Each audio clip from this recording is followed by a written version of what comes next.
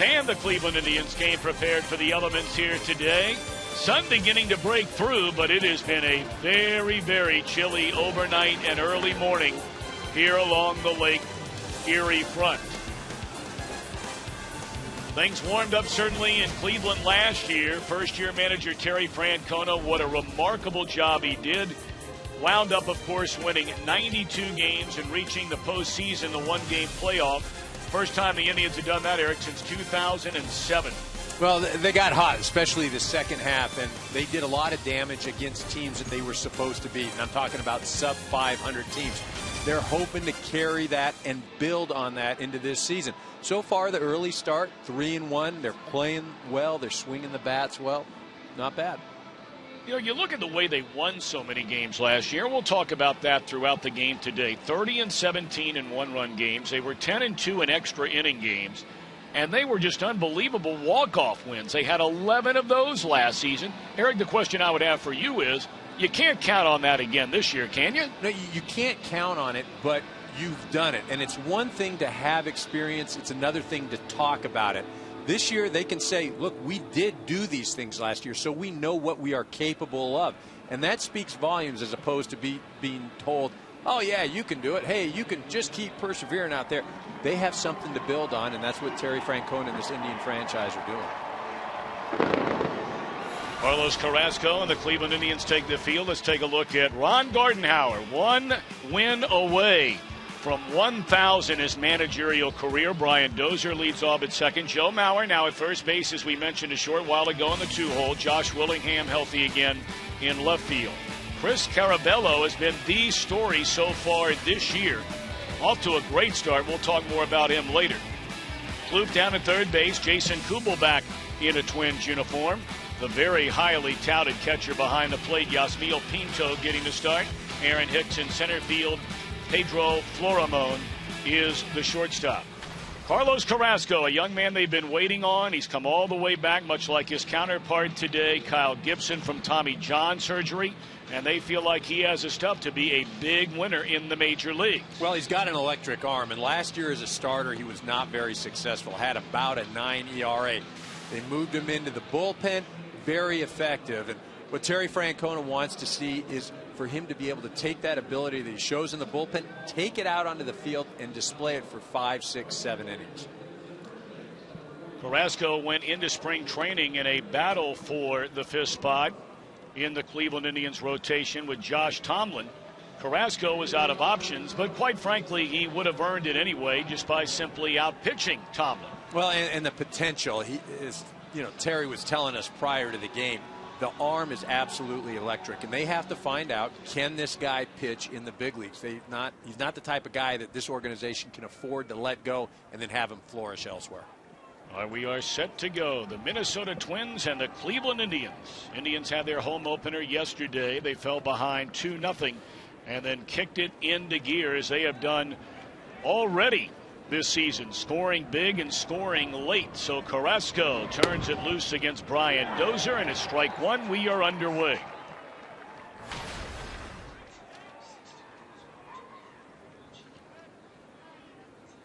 Twins very high on Dozier. Just a solid player. And that went in the air and well hit in a deep left field. And did it go over the wall? It has signaled a home run for Dozier to lead off the game.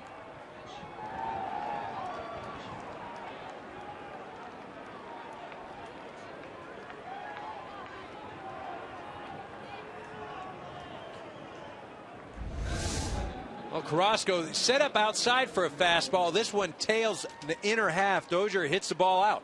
He had 18 home runs last year, and the Twins are high on him because he's a baseball player. He plays the game the right way, and he's got some pop. Not your prototypical leadoff guy, but somebody that can change the game with one swing of the bat. And that he does to get Minnesota off and running. Hit 18 home runs a season ago, and now it'll be Joe Mauer. Only Robinson Cano hit more home runs than Dozier's 18 as an American League second baseman last year. His slugging percentage was only 1 point below that of Dustin Pedroia. So there's a lot to like. Again, a power hitting guy, strikes out a little bit too often for the Twins' liking, but again, they feel that he can develop over the upcoming years. 10 years ago, 11 seasons ago, on this very day, Joe Mauer made his major league debut as a 20-year-old catcher. But since that time, due to injuries, he has only played a little more than half the number of Minnesota Twins games behind the plate, 55%. That's a dribbler out in front of the plate, and Yan Gomes will throw out Mauer, one gone. Tommy, let's take a look at this home run swing. Dozier, everybody always thinks that extension means when you make contact, your arms are extended, and that is not where you're at your strongest point. You're at your strongest point when that back elbow is tucked in against the body, where it's angled, because that is where you show the greatest force. It's a misnomer, extension. That's where you make contact. Extension is after you make contact. One in, one out, and now Josh Willingham.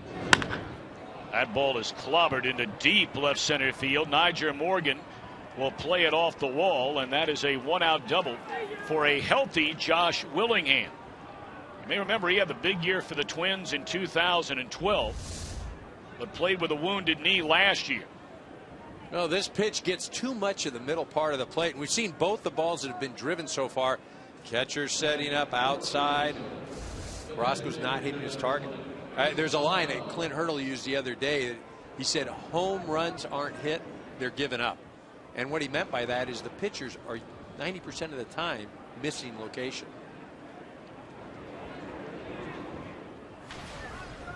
So a leadoff home run by Dozier. One out later, a double by Willingham. And now Chris Colabello drove in a career-high 6 runs 2 days ago on 2 hits, a couple of doubles.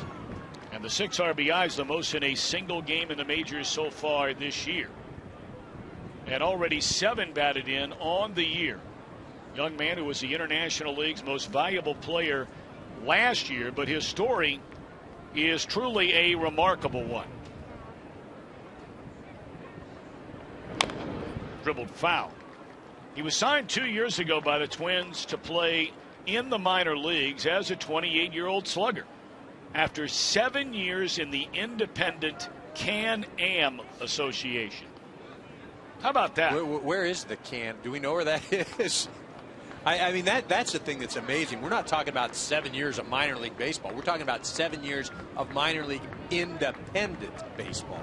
Ron Gardenhire basically called it a beer league. There's a ground ball to shortstop, gobbled up by Cabrera. Advancing on to third is Willingham, and there are 2 outs in the inning.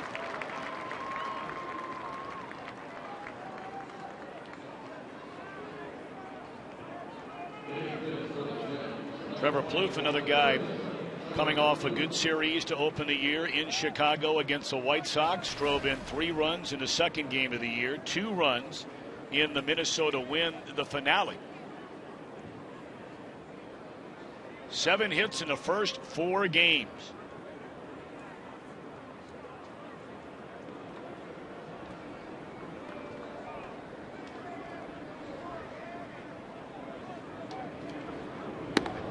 Fastball up and away, ball 1. Runner at third, 1 in, 2 out. Just underway on what is turning into a sun-splashed Saturday afternoon in Cleveland, Ohio. It's more a little what you're used to, Mr. Karros. You know, the blue skies, looks good. Looks bright great sunshine. Outside. But it is a little brisk out there. That's why we've got the windows shut up here, Mr. Bregman. Well, between you and our statistician here in the booth, Tom Barbary, who hails from Florida, you guys trying to hang with the big boys in the heartland and coming up a little bit short. 3 balls and no strikes, with Willingham at third and 2 outs after a leadoff home run, the 4th in the very young career of Brian Dozier. And Carrasco turns it loose, and that's a 4-pitch walk.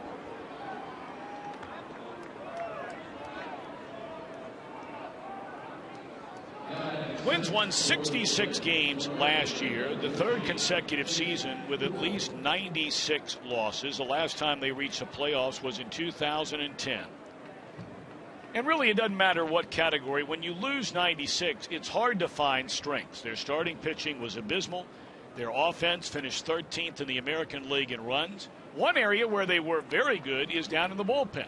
And they feel like that is a strength this year, and they've added to that starting rotation by bringing in Ricky Nolasco and Phillip Hughes. And they're hoping that that will gobble up not only more innings, but more productive innings from their starting rotation. Now the left-handed batting, longtime Twin, back in a Minnesota uniform this year. Jason Kubel looks at ball one. Well, I think the reality for the Twins is not necessarily competing for the division, but just being able to compete every day. Get to the 6th, 7th, 8th inning and still be in the game. Learn from those experiences, build on it, because again, the reality is this isn't a team that is going to be there at the end this year. They're 2-3 years away. They've got some young talent along the way.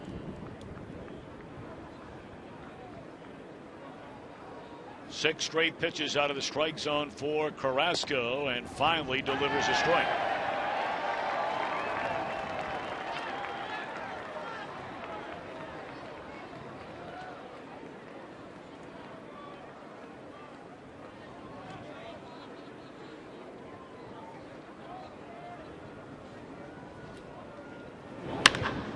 That ball stung into right center field. That'll be a base hit for Kubel. It'll plate another run. Willingham scores. Plouffe goes first to third, and Minnesota jumping out in front as it did yesterday, a 2-0 lead.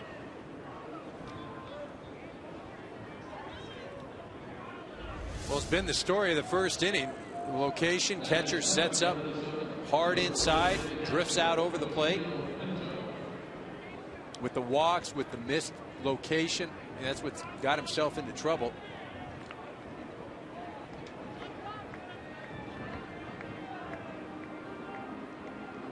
We're going to try and settle young Mr. Carrasco down a little bit.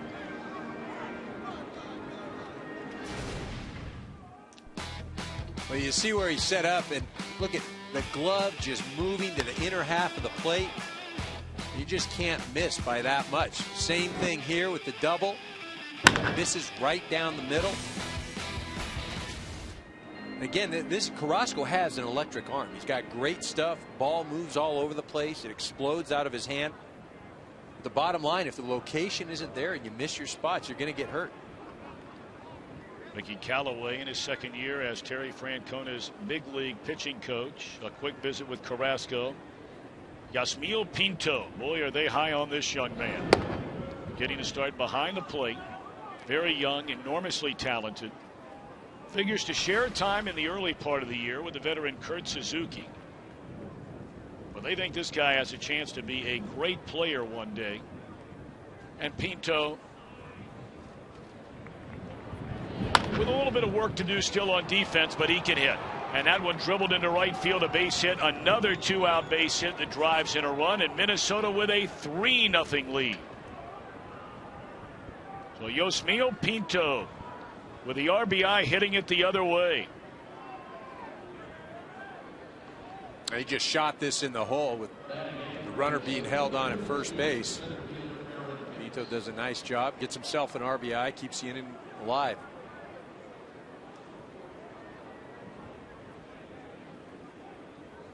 Twins haven't had much problem jumping on the board early. They had a 2-0 lead here yesterday until the wheels fell off in the 6th inning for the starter Mike Pelfrey. Indians came back to win that game 7-2 in front of the opening day crowd here in Cleveland.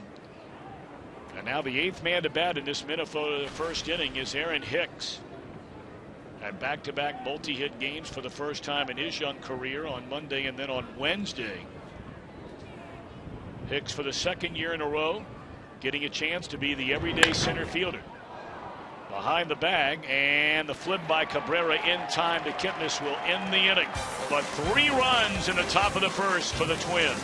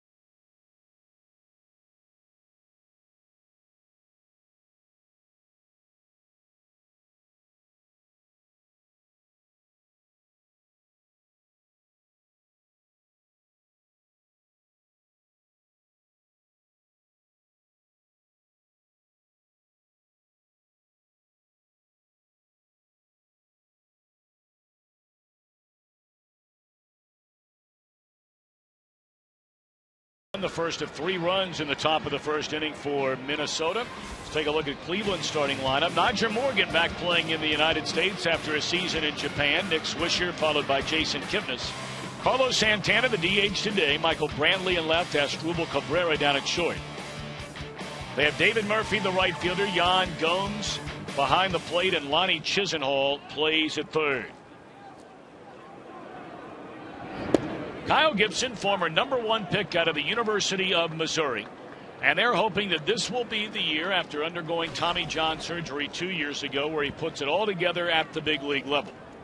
Well, and he throws at an angle. What I mean by that, a 6'6" man gets on top of the ball, has that downward plane. Nyjer Morgan dumps one into left center field, and he's aboard with a leadoff single.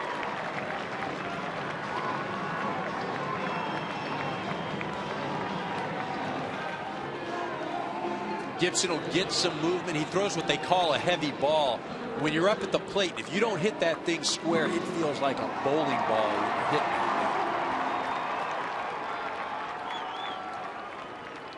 it. So now Nick Swisher, born in the Buckeye State, grew up in West Virginia, played collegiately at Ohio State University in his second year after signing as a free agent, leaving the New York Yankees.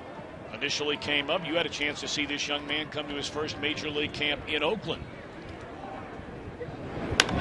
I spent the spring training with him in 2004. I remember my first impression, young guy, he's got the shirt on button, sleeves rolled up, got some gold chains. I'm thinking, you got to be kidding me with this guy. But I'm telling you, after a few days and being his teammate, you actually look forward to coming to the park every day to just see what he'd do next. Great personality. Hit a big home run here yesterday with his team down a run. A 2-run shot that gave him the lead for good in the 6th inning off Pelfrey. When you think of power, Nick Swisher doesn't jump to the top of the list, but he's had 9 consecutive seasons of 20+ home runs. And that, you just don't think of Nick Swisher being in that category, but he is consistent. Gets on base, going to bring a lot to the clubhouse. Well, they've got a big section down the right field line just in foul ground. But apparently Swisher walks around and calls everybody bro as he takes that one high and tight, bro. But they've nicknamed the station, or the section, Bro-Hio. And if you come there on a Friday night, you sit in that section, they give away the T-shirts. And apparently it's a really fun place to be, especially on a Friday night. They were jam-packed in here yesterday. Considering how cold it is, this is not a bad crowd today. Not a great one, but we've seen far worse. Taken high, 2-2 to Nick Swisher. Well, after he hit the home run yesterday, he does the Ohio sign when he comes off off a touch at home plate. That is the adopted state song here in Ohio of Hang On Sloopy, which, they play at Ohio State University football games. And we mentioned that's where Swisher played his baseball. Little roller to the right side, and Dozier will go to second, get the out there, and they cannot double up Swisher. If this middle infield can't turn a double play, you probably can't turn it, because this duo of Dozier and Florimon are very, very good. Yeah, very athletic, these two. Ron Gardenhire likes what he has up the middle defensively, especially with Hicks out in center.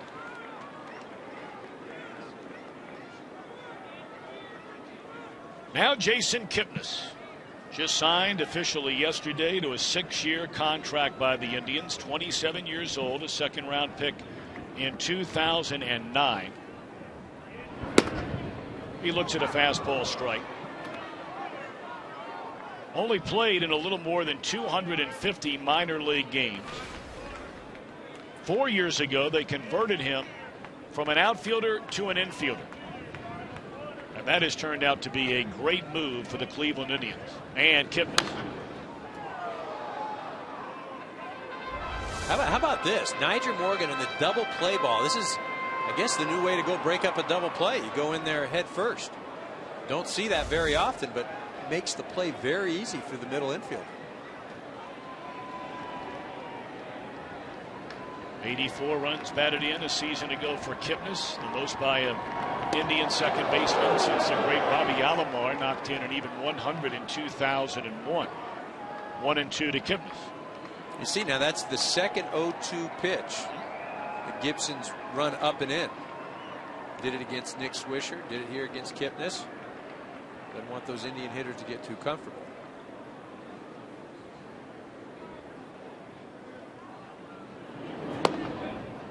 Two and two. And see, you know, at the big league level, you know, they'll throw it up and in, and then the next pitch predictably is going to be something away. You know, but there are those and some very successful pitchers that'll double up. The hitter will be looking outside, come right back in there with that hard fastball inside to freeze the hitter. Well, after getting ahead 0-2, now all of a sudden Gibson has missed on 3 in a row, so the count is full. Twins getting 3 in the top of the first inning. Leadoff home run by Dozier. 2 out run scoring singles by Kubel and Pinto. 8 men came to the plate and 4 of them had base hits.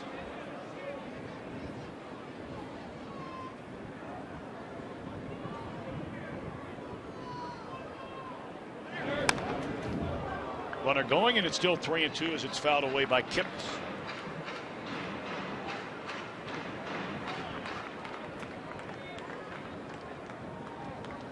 Kipnis got the nickname Dirtbag, and it's not meant in a negative way. It has to do with his gritty style of play, blue-collar kind of work ethic, given that nickname by the former Indians manager Manny Acton.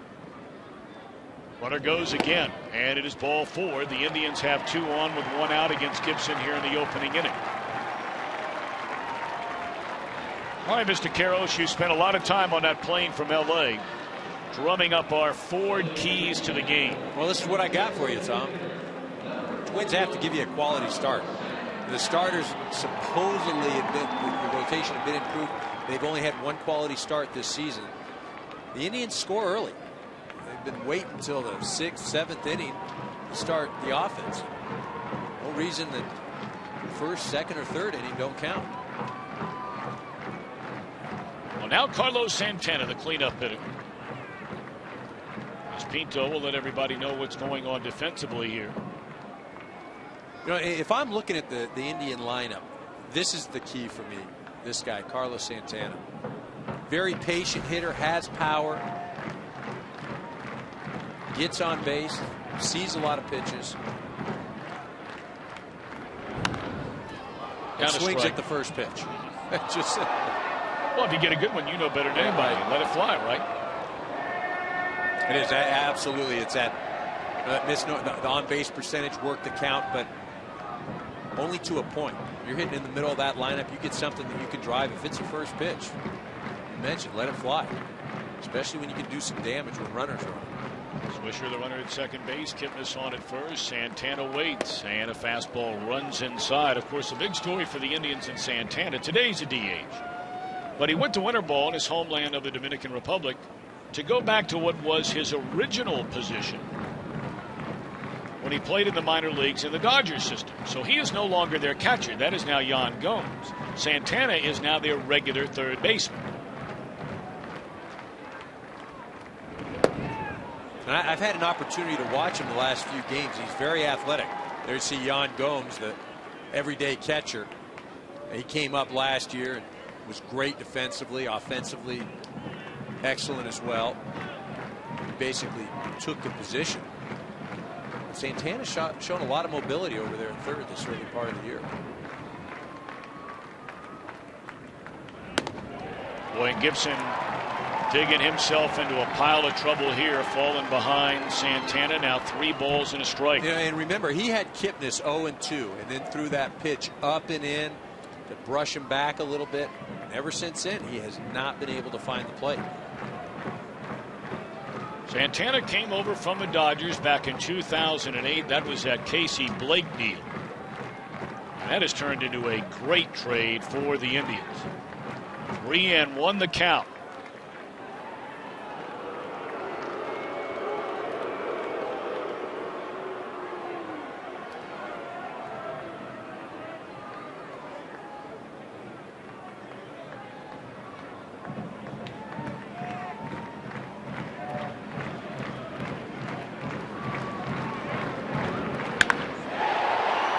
That's a 3-1 hack, but a little too far out in front. 3-2 now on Santana.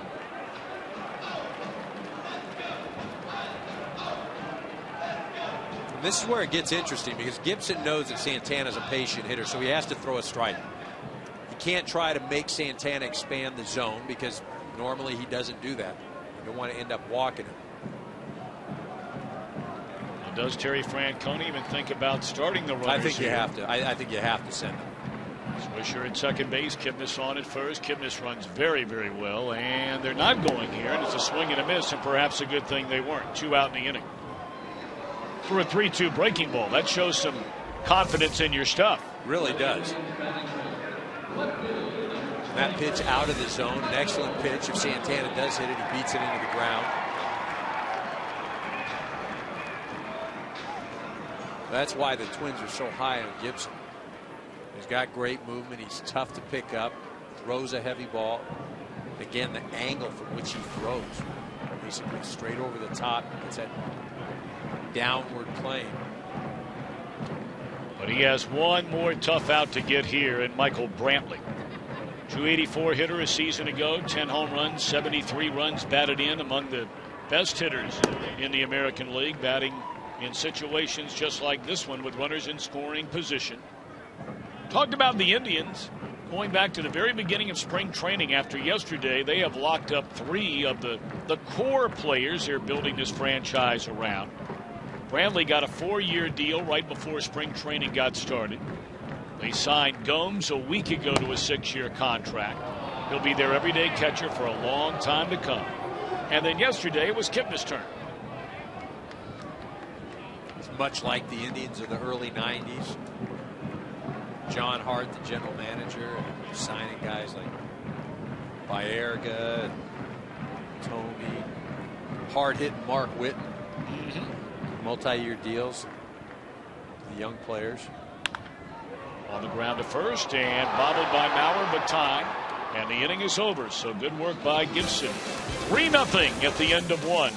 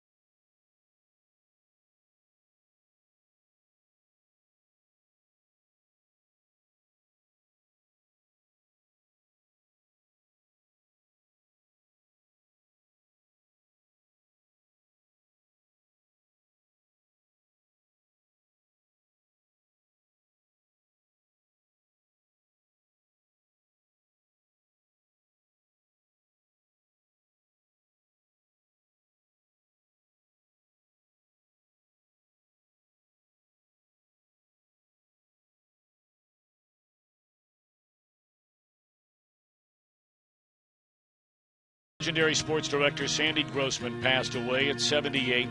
He was part of the original heart and soul of Fox Sports, best known for all his work with Pat Summerall and John Madden. At Fox and CBS, he directed 10 Super Bowls and 18 NBA Finals, but more importantly, our thoughts and prayers are with his beloved family. What a wonderful man he is, and we will always remember our director and friend, Mr. Sandy Grossman. Well, all those years together at CBS and then coming at Fox, combination of Madden and Summerall, producer Bob Stenner, director Sandy Grossman.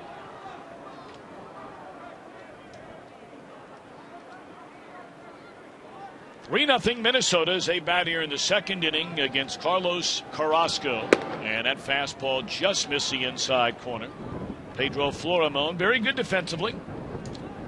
Not known as much of an offensive threat, but he is their everyday shortstop. 1-2 the count. For now. They've got some youngsters down in the minor leagues that hit a little better.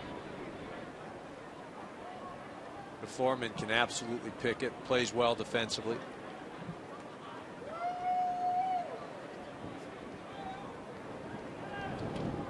Florimon waiting, and it's taken down and in, 2 balls and 2 strikes. Now, he had a little bit of a setback during spring training. Underwent an appendectomy. So it got him off to a very slow start. Once they got underway down in Fort Myers, Florida, he had .221 a year ago. And it's on the ground to the first baseman, Swisher, for out number 1.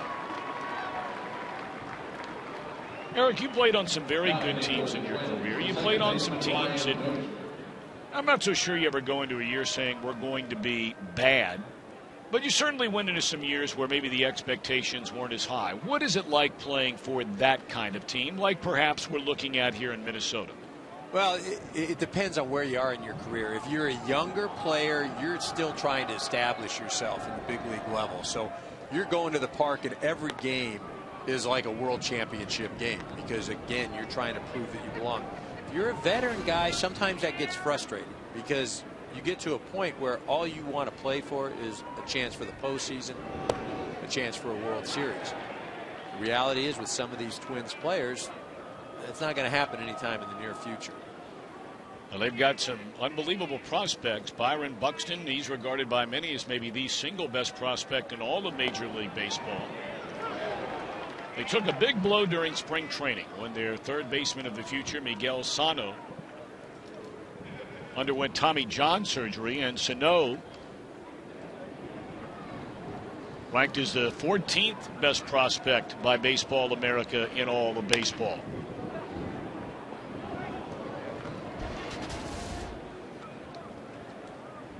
There you go, 2 of the top prospects in the Twins system, and this is why they are excited, but also why they're a few years away.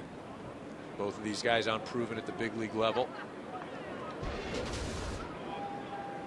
but high expectations.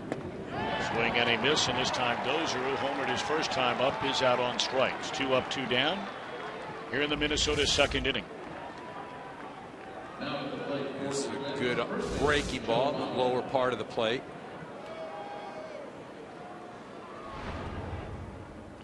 Well, coming up next right here on Fox Sports 1, it'll be the Giants and the Dodgers. Boy, how many of those did you play in, Eric Karros? Many, a lot of many times. Yeah, a lot of electricity on the field, even more so in the stands.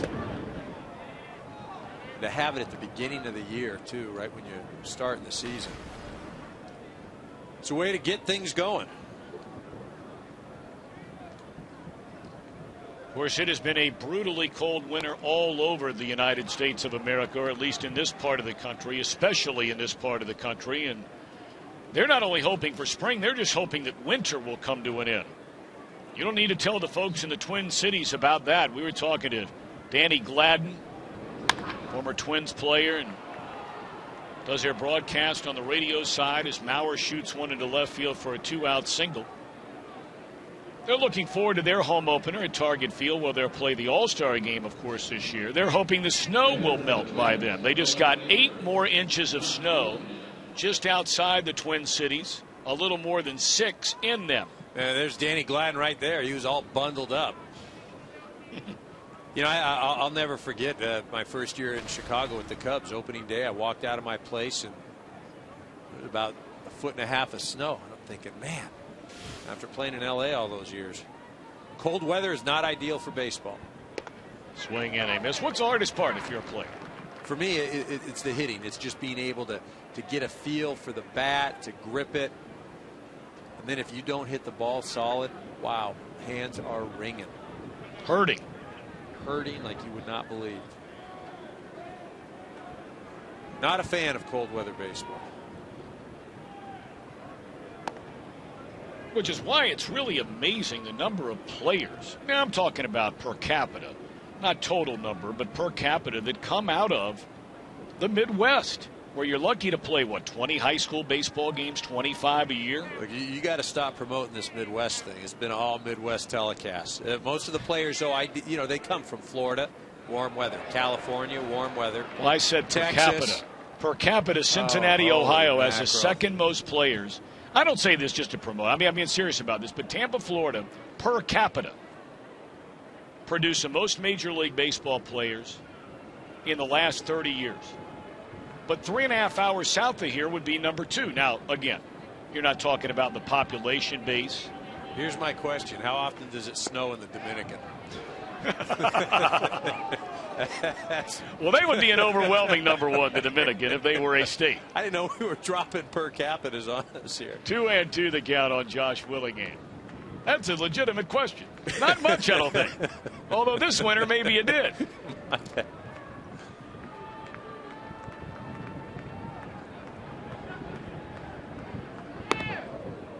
3-2 the count on Willingham.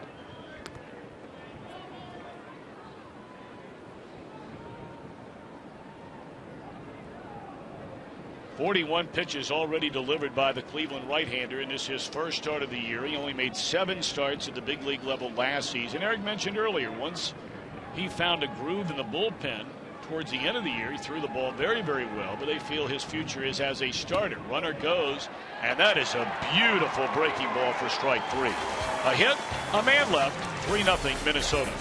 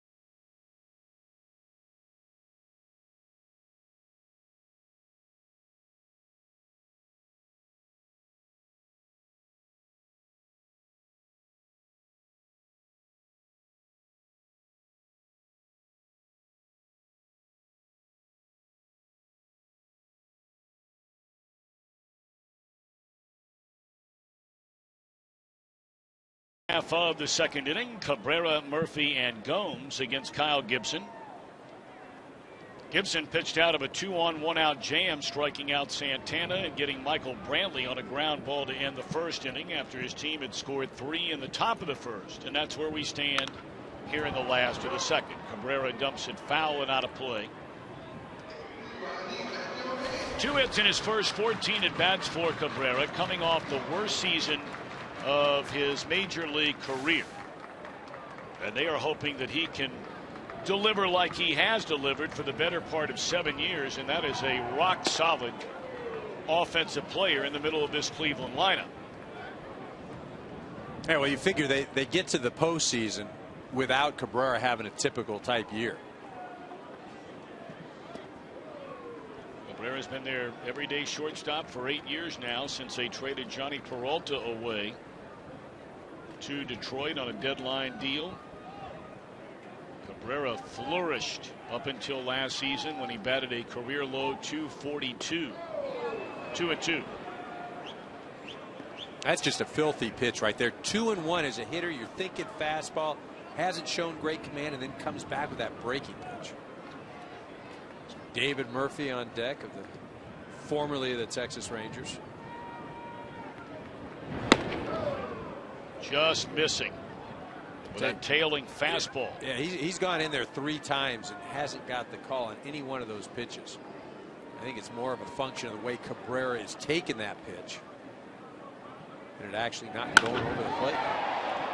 In the air, straight away center field for Aaron Hicks. 1 out.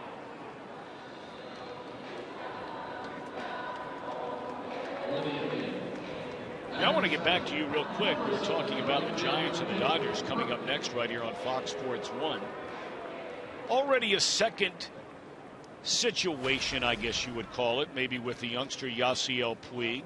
You think it's any big deal? Don Mattingly made it seem like it wasn't a big deal yesterday. No, I don't think it's a big deal. It's one of those things, opening day, Friday morning, having to get to the ballpark, which again, with LA traffic, if you're not familiar with that, I mean, something that takes 20 minutes can take an hour and a half. And I'm not saying that there aren't other issues. It may very well be. But that is a fair ball. Pretty slick play there by Mauer, and he feeds Gibson in time. That's a real nice play by Joe Mauer. He goes down to get the ball, but then gets to his feet and starts to move towards the pitcher while he's getting ready to feed him. Now, see this ball down the line. Mauer does a nice job of extending, makes the play, but where learning how to be a first baseman and a good first baseman takes place is after he makes this play, after he gathers the ball. He gets to his feet and then starts to move towards first base. You see his feet going towards first. He's running and then makes the flip. A lot of guys will just make the throw without moving their feet from where they picked up the ball. That's a nice play by Joe Mauer. 58th career start for Mauer at first base. And now it's Yan Gomes. They brought him up in early April, sent him back down. By the end of April, he was their regular catcher. 294 batter, 11 home runs, 38 runs batted in. Obviously, he can hit, and they love him defensively. Shattered bat. Dozier will throw him out. And a good second inning. They go in order for Kyle Gibson.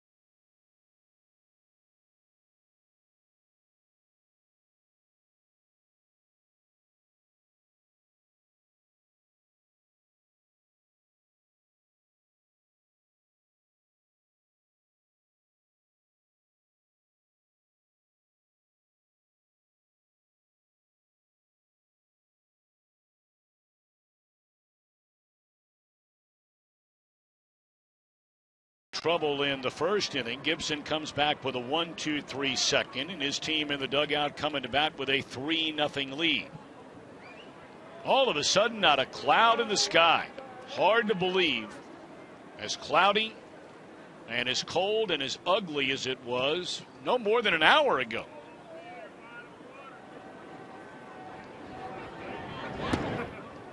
Colabello hit on the first pitch of the inning by Carrasco.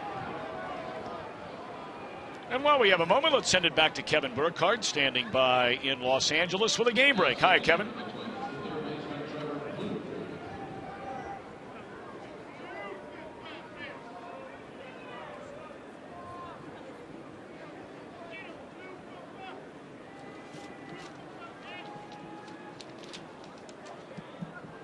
Very, very nice, Kevin. Thank you very much. The Detroit Tigers, I think universally, Eric, are regarded as the best team in the American League Central.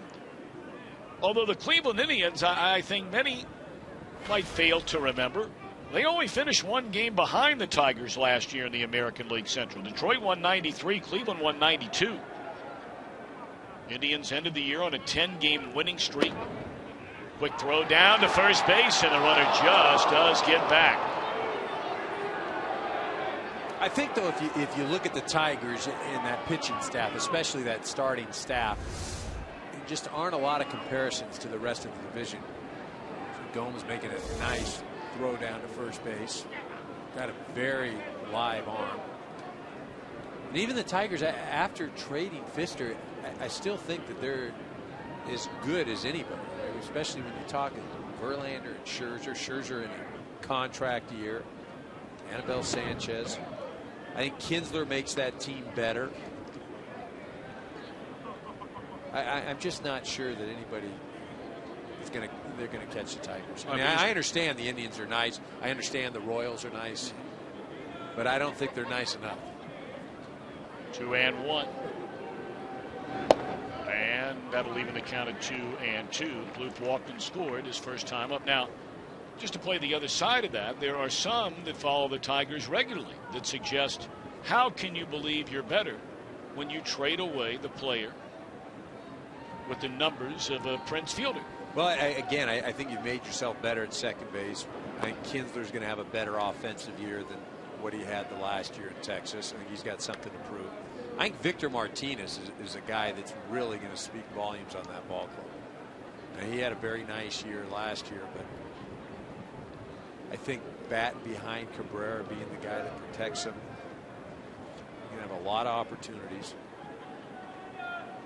3-2 the count, and it's swung on and fouled back. Of course, you get Cabrera off of third base now. Although I tell you, of all the things that can be said about Miguel Cabrera, and I think we all agree, when all is said and done, good Lord willing, he remains healthy. He's going to go down as one of the greatest hitters in the history of Major League Baseball, not just of this generation, but in every generation. But the fact that the guy was willing to move positions, after winning a Most Valuable Play award, and then moving positions and doing it again. That ball shot into the right center field gap, and it will go all the way to the wall. Colabello was running on the play. He will easily score. Please the run scoring double, and the Minnesota Twins have taken a 4-0 lead on a double into right center field. Let's look at location again. Right down the heart of the plate. It doesn't matter how live your arm is, how good a stuff you have, you've got to live on the corners. There are very few guys that can throw it right down the middle against big league hitters and get away with it.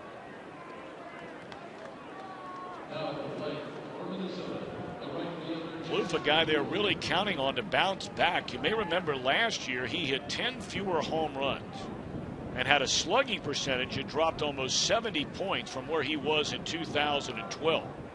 That year he hit 24 home runs, knocked in 55. Now he's added a little more than 12 pounds of muscle to that frame, and we'll see if it pays off.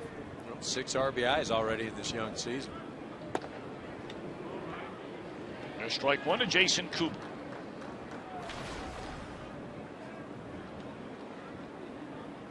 Kubel, a number of excellent years in Minnesota, had one great season with the Arizona Diamondbacks, and then last year it looked like his career might be, if not on the downside, even over.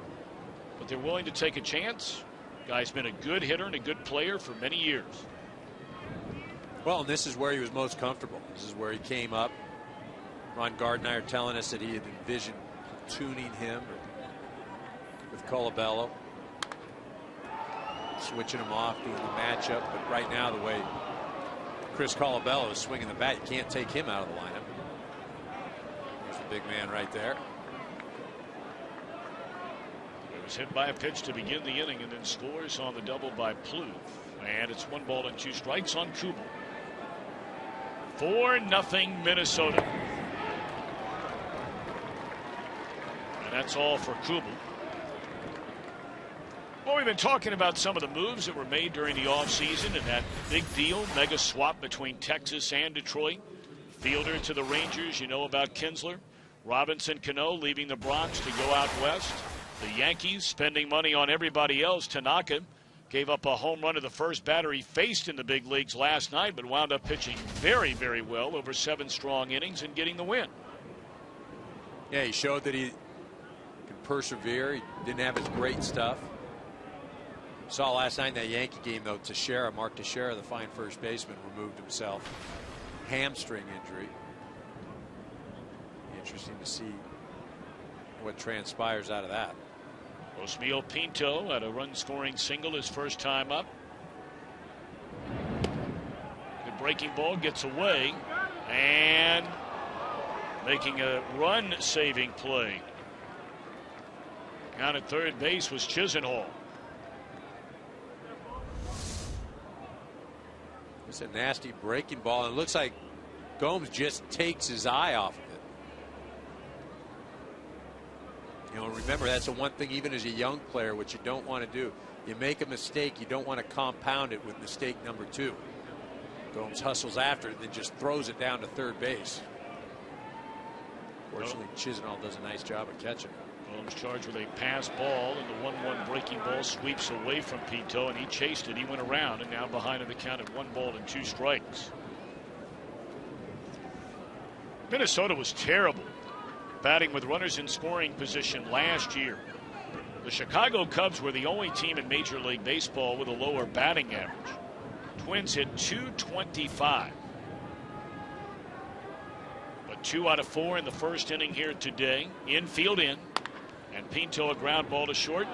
Bobbled by Cabrera, but the runner stays put. They get the out, and the runner stays at third base. 2 away.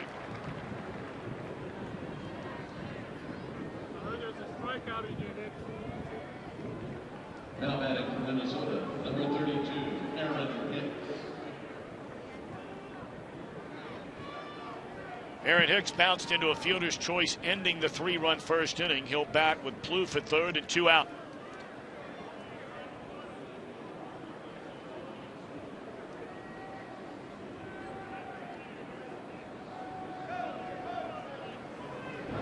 Ron Gardenhire is a big. The ball gets away from the catcher Gomes, and the run is going to score.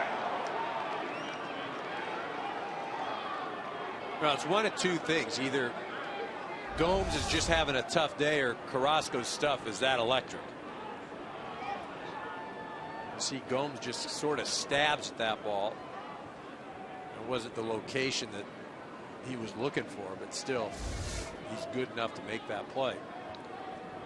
So a pass ball on Gomes moved the runner second to third. A second pass ball in this inning scores the runner from third. Minnesota with 3 in the first, 2 more here in the third, and a 5-0 lead. Well, Jason Giambi, he's already got that headset on. He's going to be joining us in the bottom half of the third inning. We're looking forward to that. I know he's looking forward to getting back on the field. Shoot, that looks like a coaching jacket. Don't say that. He's not ready for that yet. Well, of course you say it when his microphone's not on. He's going to go right to managing. Well, Jason, I mean, if Karros is going to take a shot like that about a coaching jacket. Well, that's what happens when you get old. You get cold real fast. I mean, you look like an old man winter down there with, with the the beard going, and there's a lot more white in there. Oh, there's no doubt. I've earned every single one of these. Boy, it's so good to see you. Thank you, guys. Terry Francona was going on and on, Jason, about, if there is a guy in this clubhouse that is the most important, and it's not always on the field, although certainly your contributions had a lot to do with this team winning 92 games last year. But he said that Jason Giambi is the guy. Oh, well, I'm honored he thinks that much of me because I love Tito to death, and I love this organization and being a part of this growing process that we got going on here in Cleveland. 3-2 the count on Aaron Hicks. 2 down, nobody on. Carrasco trying to get through this inning, and it will continue after ball 4. Jason, at what point in your career did you, I don't want to say transform yourself because you've always been the same guy, but become that presence, become that go-to guy, become that leader, assume that responsibility? Well, I really think I got so lucky when I first got to the big leagues. Guys like McGuire and Steinbach, of course, across the field, and Eckersley and Gallego, and the list goes on and on, really took care of me as a young player. And they really sped up my learning curve. And I really believe that's what you give back to this game. That's how you live in this game. And as I've gotten older, I believe it's my responsibility to pass those things on that I've learned to these younger players and help them develop into the next superstars of the game. Florimon, the batter, with a runner at first and 2 outs. Minnesota in front 5-0. So why is this team, this Indian Ball Club this year, better than it was last year? Well, I think just age. This team has pretty much stayed together from last year, winning 92 games. Of course, we lost Kazmir and Ubaldo, but the young kids that we got coming up and going through here, and now them locking down some of these young players and Brantley, Gomes, and Kipnis, and I know they've been trying to work with Masty. This is a new era for Cleveland Indians baseball. They're trying to keep this team alive and keep it going like they had in the mid to early 90s. Jason Giambi, kind enough to join us down in the Cleveland dugout. We were going to ask him to join us in the bottom of the third, but then Karros takes a shot at the guy, and he didn't have a microphone on, and so we figured it was time to get him on. So, Jason, if you can stick around. Oh, for sure. We'll let you get Karros back. He's not happy about this weather.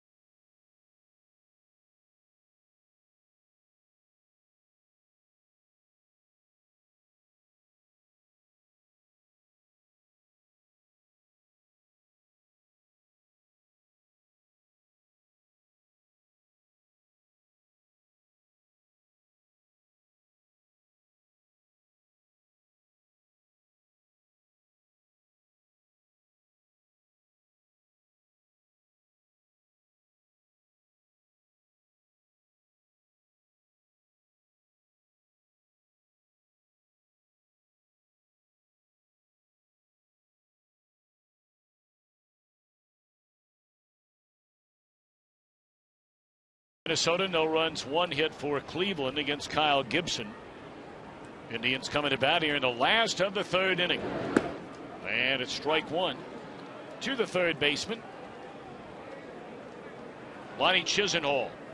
Hit 11 home runs, knocked in 36 runs a season ago, playing in 94 games. They continue to wait on this young man becoming the everyday third baseman, but now that's going to be more difficult with Carlos Santana making the move from behind the plate to third base. And Jason Giambi, kind enough to join us down in the dugout, and Chisenhall hooks one down the right field line. Over and get it is Kubel, and Chisenhall will pull in with a stand-up double to begin the Cleveland third inning. Let's go, Nige.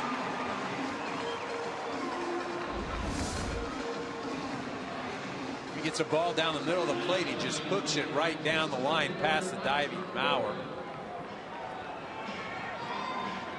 He was going to dive. Just kind of stumbled after it. So now they're in on the corners, despite the fact that Cleveland is down 5-0. Perhaps Morgan would think about bunting his way on more than advancing the runner down by 5, but we'll see. Now here's a guy, Jason Giambi, that had a couple of really good years to begin his career over his first 6 seasons, although he moved from 3 different teams. He was a big part of Milwaukee's run when they reached the playoffs 3 years ago, then had a real rough year. Goes over to Japan and plays. Are you surprised how well he's playing for you coming back to the U.S.? No, not at all. I mean, this is a kid with a ton of talent. You know, he can be that dynamic player for you to get things started. He's got his little Tony plush. Yep. You know, his alter ego. Exactly, which is great for a ball club. I mean, it brings a presence, it brings some energy, kind of like Swish does for us.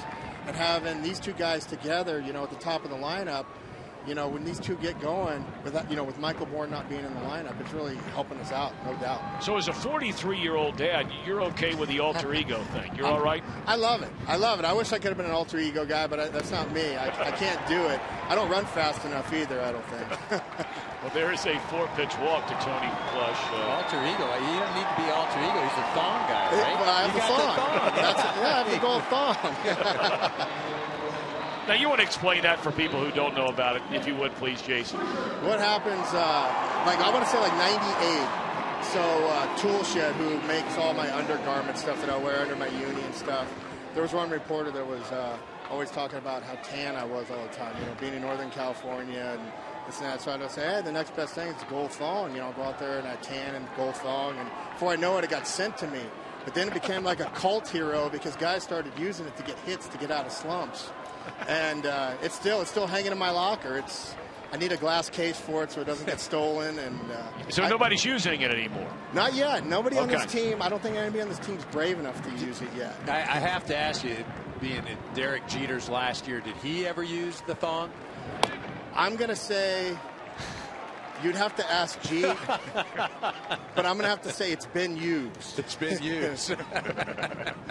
And it got a hit. It got a hit. All right. Oh, that's good stuff. Runners at first and second for Nick Swisher. Now, if Jason Giambi, as Terry Francona told us, if he's really the leader, the true leader, the man who so many look up to down in that Indians clubhouse, I mean, if you have a running mate, is Swisher the closest thing to it? Yeah, I mean, I don't really consider myself the leader of the ball club. I just consider myself the guy that these guys can come to if they're struggling.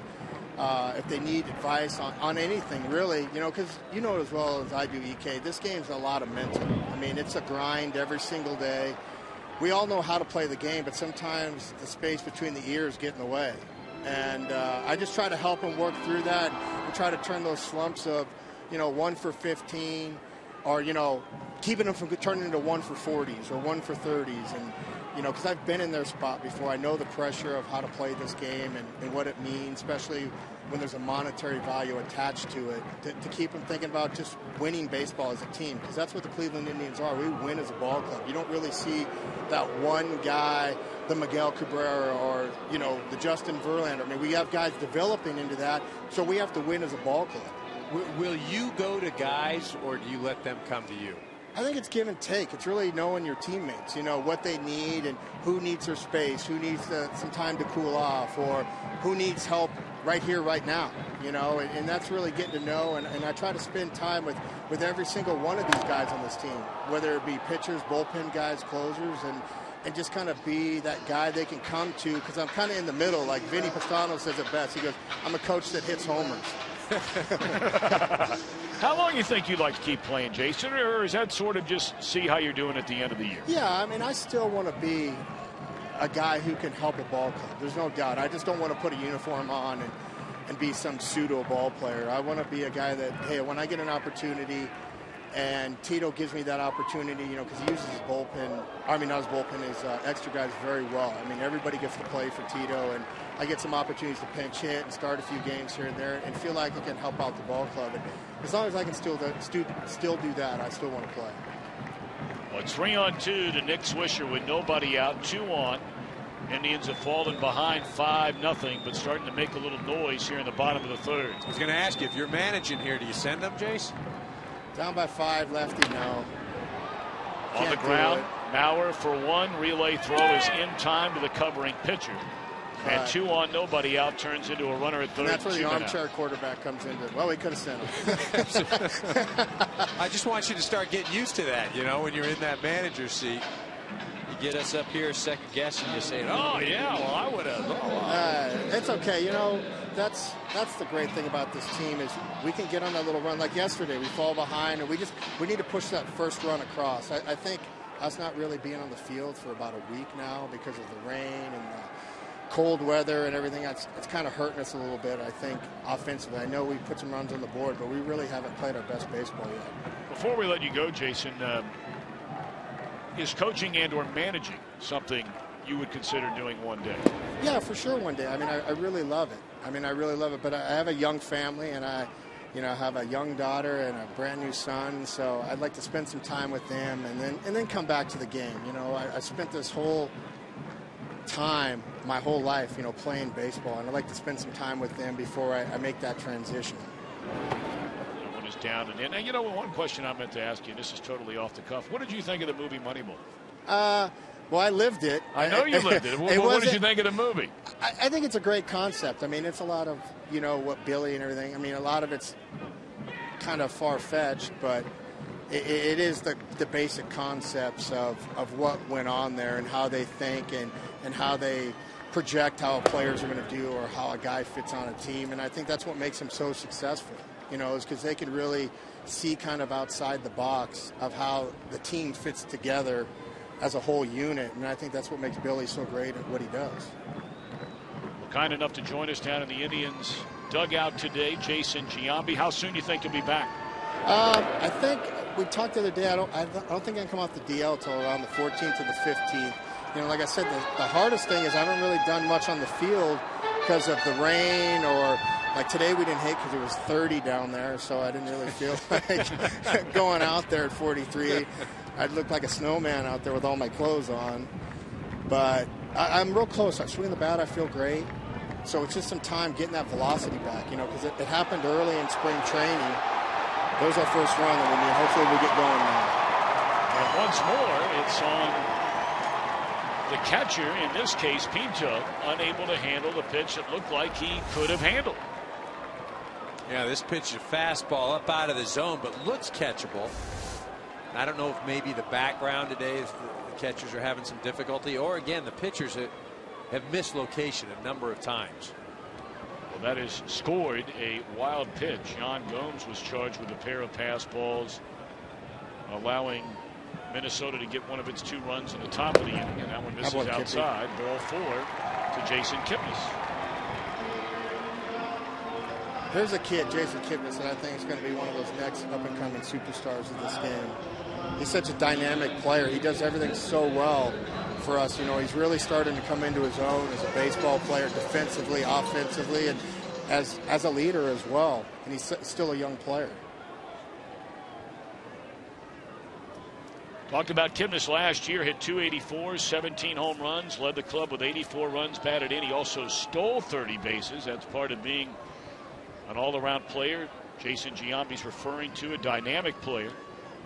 Now, how about this young man? The move behind the plate, Jason, and now moving over to third base.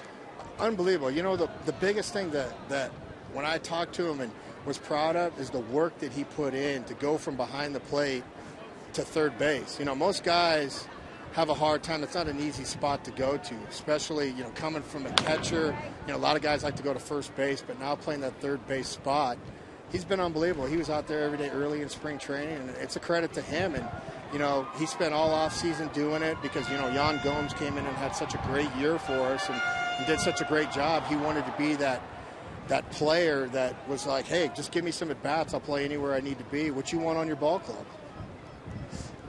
See the numbers for Santana. Offensively, the batting average, on base percentage climbing way up there. And that fastball is inside. Yeah, I'd say, Jason, if I'm looking at hitters, he's the closest to the type of hitter that you are. As far as being patient, doesn't demonstrate the power yet at all, but very patient left-handed hitter, can do some damage, high on base. Yeah, he definitely is learning. He's got such a great eye up there. We've talked a few times because there's times he'll take that pitch instead of letting it fly. Because he's a game changer. Like you said, he's got power and he knows the strike zone. He's one of those guys that can swing and miss and still be fine, whether he's got 2 strikes, 1 strike, because he's always in control of the at bat because of his eye up there. 2-2 to Carlos Santana. I know all of you are really enjoying having Jason Giambi part of our telecast here on Fox Sports 1. Mighty cool of you to do this for us today. Oh, I'm honored. Thank you guys for having me on. Not as much as Jason is enjoying doing this with us. Tell me about it. They would have me in there running on the treadmill or something like that, trying to stay in shape. So this is great. Are you finding out, like the rest of us, so Jason, the older you get, if you put on a few, it's harder to lose those few? Oh, there's no doubt. Well, I was just talking about the other day, we got delayed, in Oakland playing the split double dip.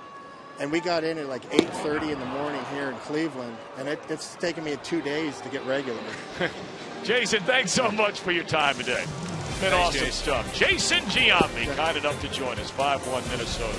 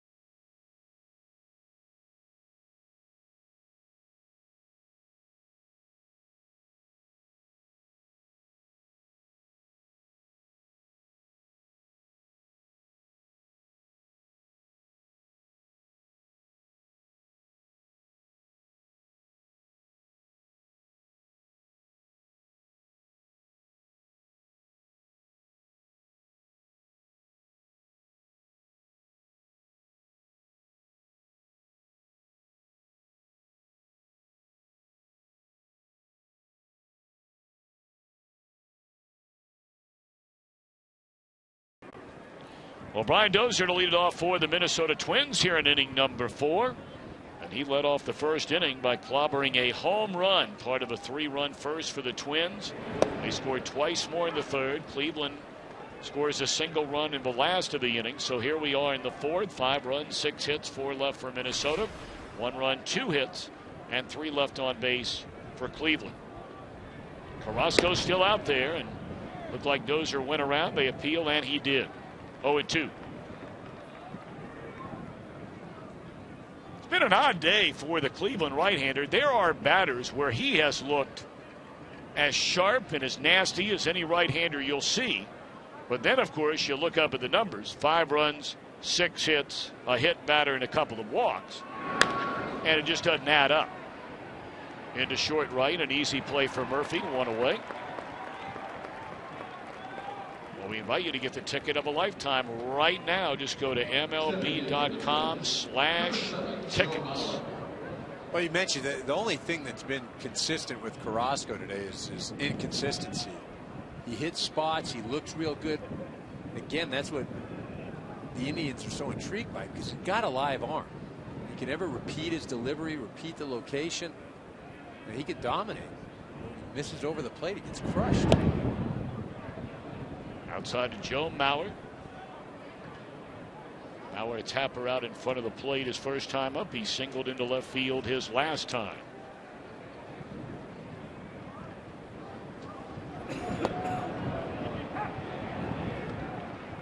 You know, you look at the move by Mauer. We talked about even going back to his second year in the big leagues. Due to injuries, he's only caught 55% of the Twins' games. If you go back just to 2011, he has only caught 39% of games for the Minnesota Twins. On the DL, 5 different years. He's had knee surgery, back problems, the bilateral leg weakness that was described. And of course, last August, better than 100 miles per hour, the blow to the head on the foul ball triggered 3 months of queasy symptoms. He had become a father of young twins, and there were so many days and nights where he would have to leave the room if they started to make too much noise or if it was too bright outside. And it was a terrible summer. Well, and that you hear the stories. The Cardinal manager Mike Matheny will talk to you about there's just a year and a half of his career that he doesn't even remember. Again, it's a taxing position, and that's why when you look at what guys do offensively that do catch, whether it's Buster Posey or back in the mid-90s, Mike Piazza, Pudge Rodriguez, it is a very demanding position. If you can hit, that just adds value, because again, whether it's the foul balls, the nicks on the hands, any of those sorts of things, it impacts you offensively. That's why it's amazing, really more so than any other catcher in recent memory, what Yadier Molina has been able to do. And look, it takes some good luck, because, you know, Molina is the only catcher in all of Major League Baseball who's caught over 1,100 innings in each of the last 5 years. You know, so maybe that foul ball, instead of you getting you square in the head, you know, maybe it glances off the side. You know what I'm getting at. Yeah, I mean, you've got to be fortunate, no question about it. You've got to be good, you've got to be lucky, and the lucky doesn't mean, oh wow, that was a lucky hit. The luck means, as you just stated, that's a foul ball off the chest protector rather than the shoulder.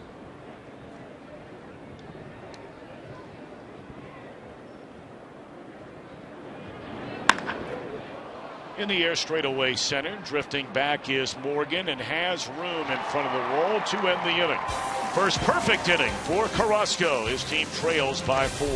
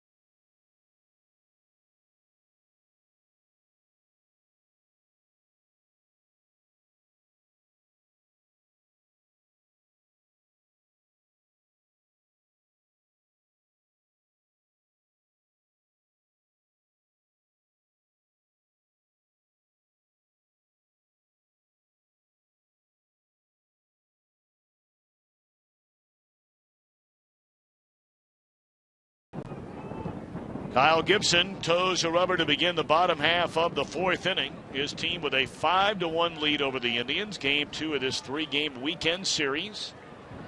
Twins and Indians will wrap it up tomorrow afternoon, and then the Twins finally get to play a game at home.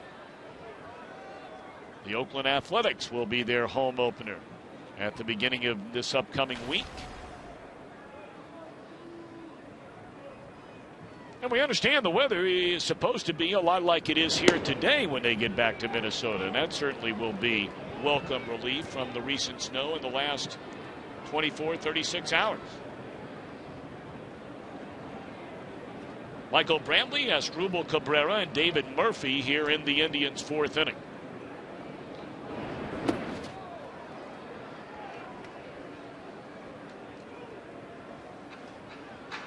Gibson not messing around. When he has an 0-2 pitch, he is definitely off the plate. He's not leaving anything over the plate or anything that's really hittable. You want that 0-2 pitch, though, to sometimes it's got to have a purpose. You can't just throw it wildly or completely out of the zone. 2-2 the count like that. Gibson was a 22nd overall pick. We mentioned a first-round selection in 2009 out of the University of Missouri. Philadelphia drafted him in the 36th round when he was coming out of high school in Indiana. 2-2 the count on Brantley. Rolled over to the right side. Dozier will get there and throw him out. Celebrate the new season with Chevrolet. Share your excitement using #TheNew. University of Missouri, that's home of another pretty good pitcher for the Detroit Tigers, Max Scherzer. Not bad. Not bad at all. This guy's the 4th guy I have seen this week in a state not known for producing a lot of baseball players, Indiana, just outside of Indianapolis. Lance Lynn, the starting pitcher for the St. Louis Cardinals, won 15 games a year ago. Lynn went to the same high school as Drew Storen, the reliever for the Washington Nationals, and then the Reds just had a young catcher, made his major league debut against Lance Lynn. They went to the same high school in Brownsburg, Indiana. Tucker Barnhart taken low and away, 1 ball and 1 strike. Would you happen to have any idea per capita what the I would think produce? Brownsburg, Indiana would be astounding. There might be one town there where I think it would stun everybody. That's a tiny little town on the outskirts of Indianapolis. 1-2 the count on Cabrera.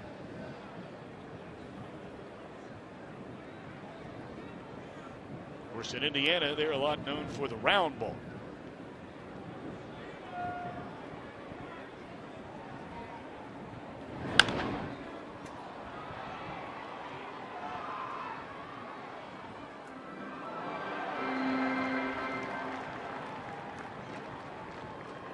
Wind is blowing and blowing pretty stiff in from left center field. That was the same wind that pushed all those clouds out of here and opened up the skies for what has turned into a bright, sunny Saturday afternoon in Cleveland, despite being very, very cold.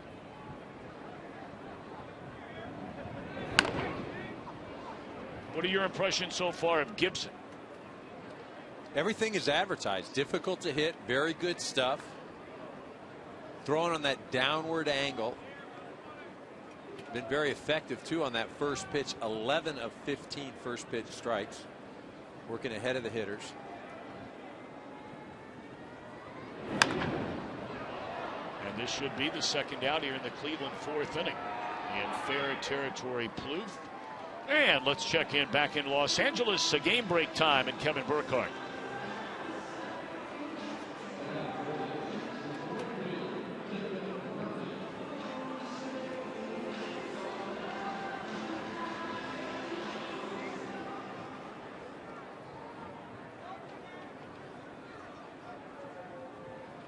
All right, Kevin, thank you very much.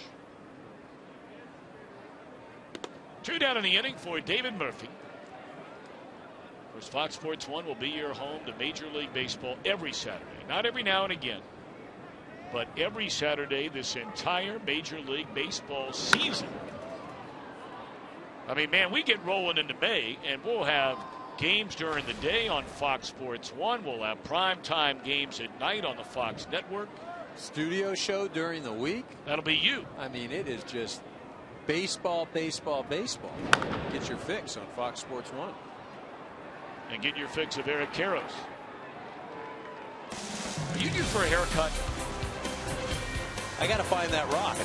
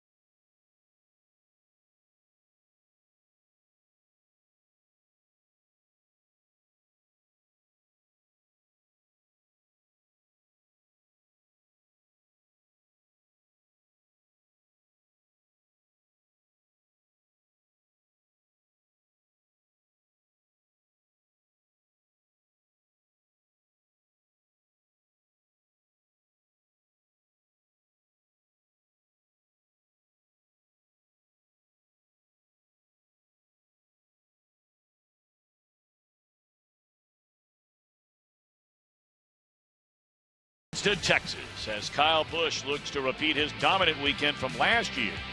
Our coverage gets underway tomorrow, 2:30 Eastern, only on Fox and streaming live on Fox Sports Go. They got to find a way to stay warm. If you're Kyle Gibson down in that dugout, keeping those hands warmed up. He's throwing a pretty solid ball game here today. He's only allowed 2 hits and a run. Meanwhile, for Carrasco, as he snaps off a beautiful breaking ball to get ahead, strike one on Colabello. Carrasco has allowed 5 runs and 6 hits.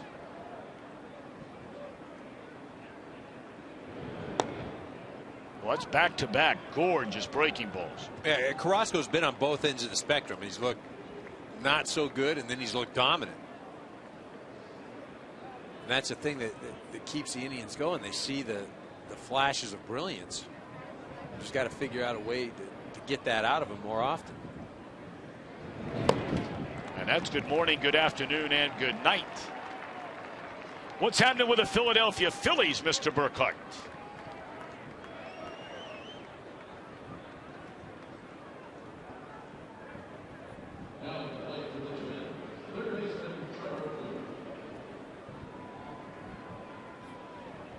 Kevin, thank you very much. That's back-to-back games at Wrigley Field. Home runs for Chase Utley. It's a UCLA guy.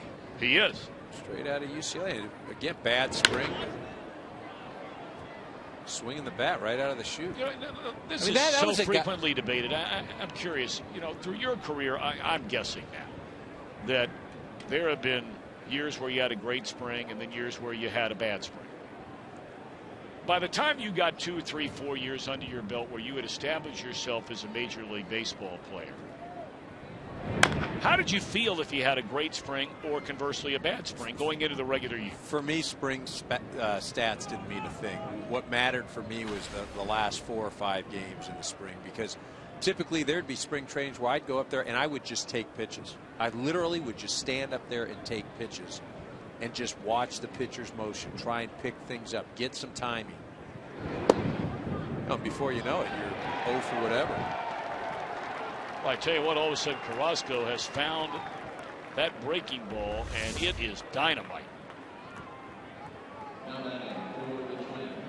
And I think not only does it have bite, but he's got great location with it. So you never worried about it much? I didn't. I worried about it when I was a young player, trying to break camp and trying to prove to everybody that I belonged. Because again, at that point in your career, every at bat is like the end of the world.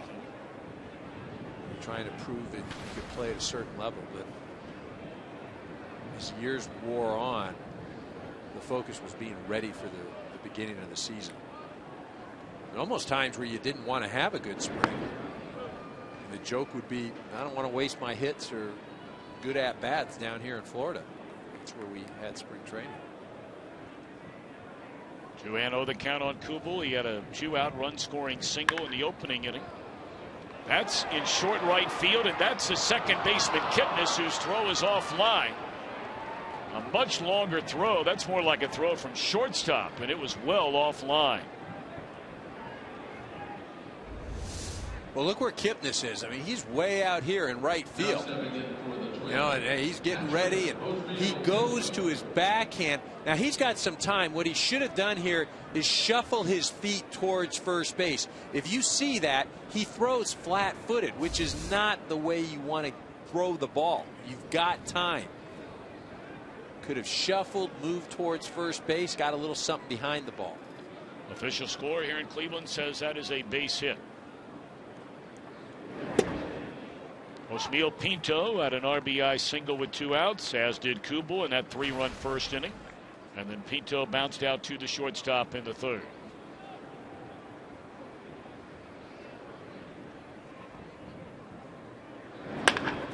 Hard hit ball, but right at the third baseman, and that'll do it in the Minnesota fifth. Indians come to bat, trailing 5-1.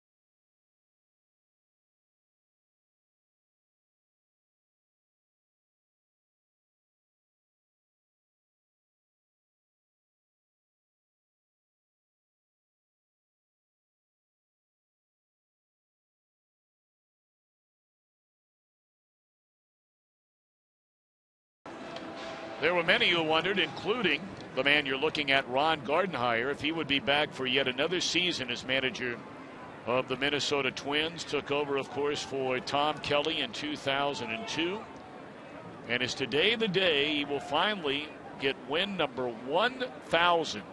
He would be the 5th active manager to reach that number. Only 4 active managers have more wins than Gardenhire. They're Bruce Bochy, Mike Scioscia, Buck Showalter, and the man he manages against today, Terry Francona.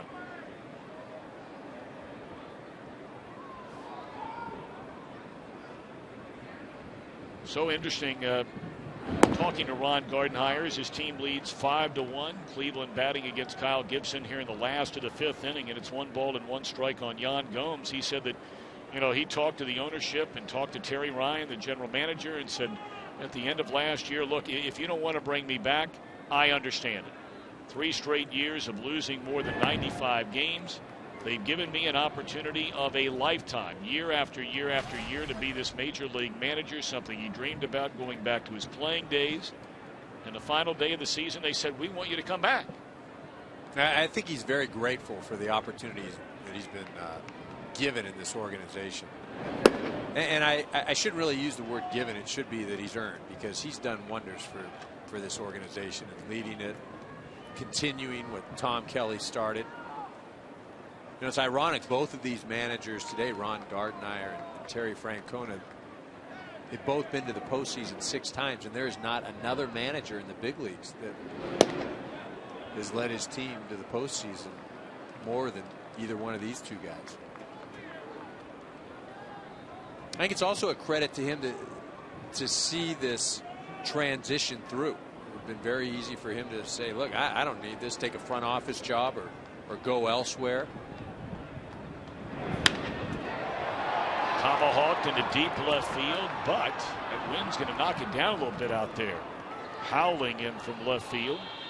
But it certainly says a lot about the stability of this Minnesota Twins organization. The least number of managers in all of Major League Baseball going back to 1986. Gardenhire, as we mentioned, following Tom Kelly. Look at some of the others since September the 12th of that year.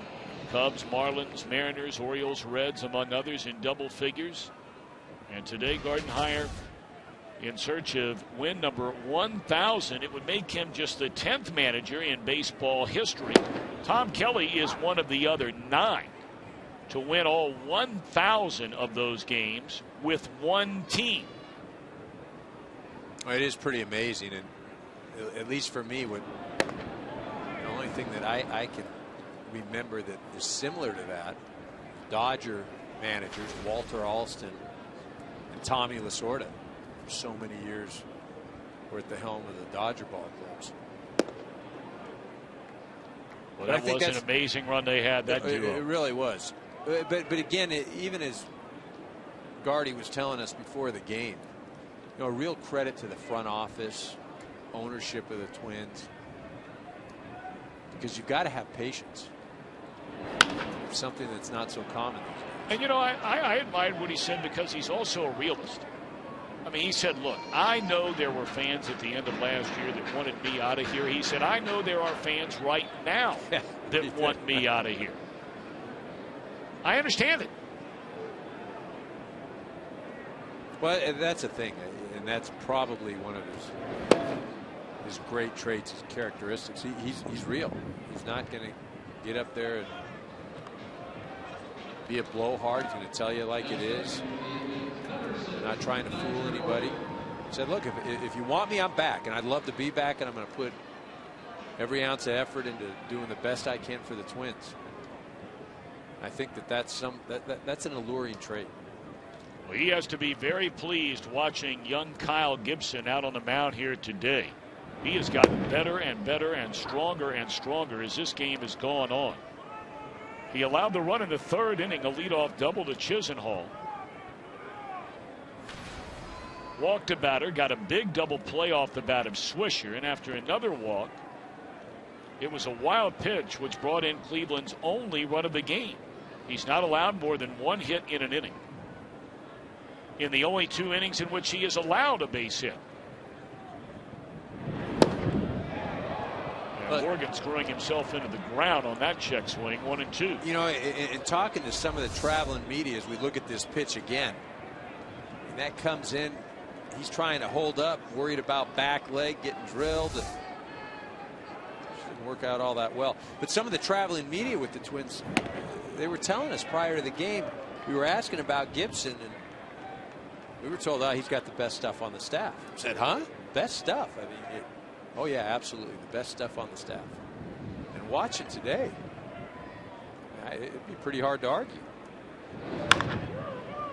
Well, that went off the bag into the air. Mauer, look what I found. And then the ball is dropped on a low feed to the covering Gibson, who was in full sprint to get there ahead of Morgan.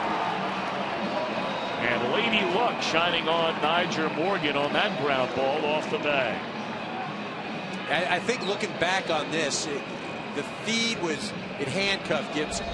Gibson would have been easier if he would have turned his glove facing towards the sky. Instead, he had it facing down, wasn't able to make the grab, expecting more of a chest high throw. Again, that's very close. Number 33, Nick Swisher. Ideally, Mauer needs to get that ball above the waist, and you see where that is. It's around the knees. I remember always being told as a first baseman, you've got to think that pitchers are unathletic. You've got to assume that they can't catch anything. A chest high throw probably would have been better suited there.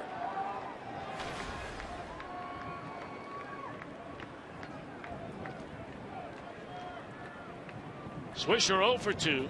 A pair of ground balls, one of them a double play ground ball in the third inning. And that was a big at bat in this game for Kyle Gibson. His team had spotted him to a 5-0 lead after 2.5, but the Indians had 2 on with nobody out. And he induced a ground ball double play off the bat of the Cleveland first baseman.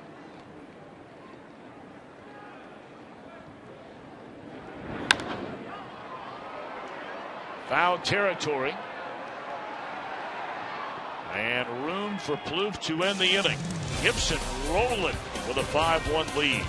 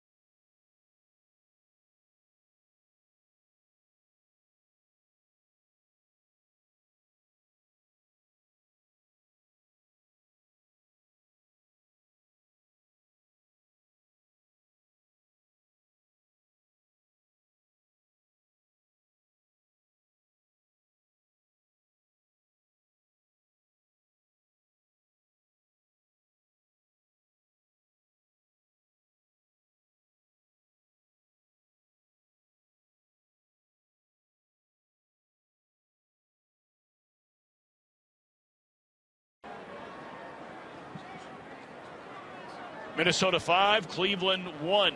Minnesota jumping on Carlos Carrasco right from the get-go. Very first batter of the game. Part of a 3-run opening inning for Minnesota. The Twins tacked on 2 more in the third. Carrasco has been at his best over these last 2 innings, so they'll run him out there at least for 1 more. 89th pitch for the right-hander. And a fastball misses away to Aaron Hicks. Ball 1.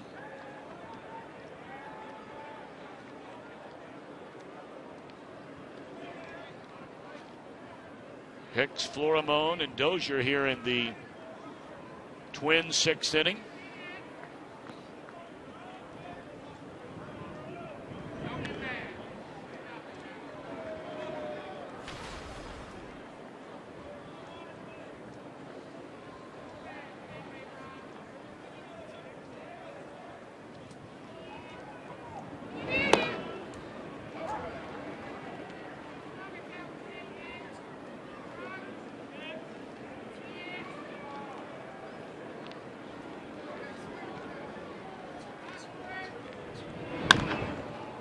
pulled into right field, and there to get it is Daniel Murphy. Well, if you're just joining us, first batter of the game, Dozier played long ball. Fourth time in his major league career he's done that. After a double by Willingham, a walk to Plouffe, it was Kubel who had a run-scoring single. Pinto followed with a run-scoring single, this one into right field. 3 runs, 4 hits in the first inning. Plouffe knocked in a run with a double, and a second run scored in that third inning on a pass ball. 1-1 on Pedro Florimon.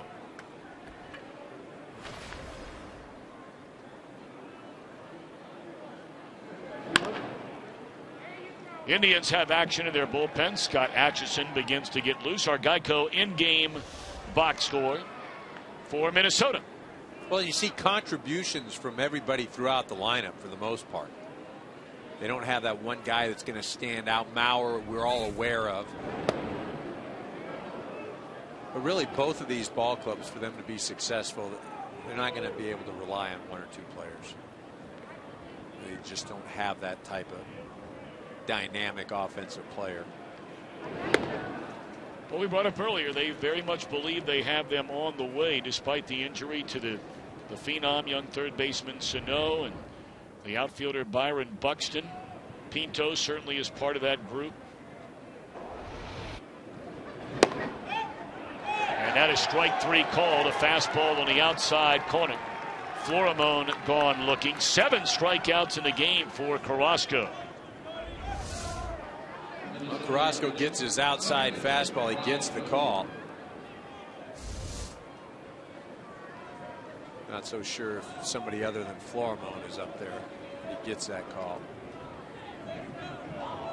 So now Dozier, who homered leading off the game, has since struck out and flied out to right.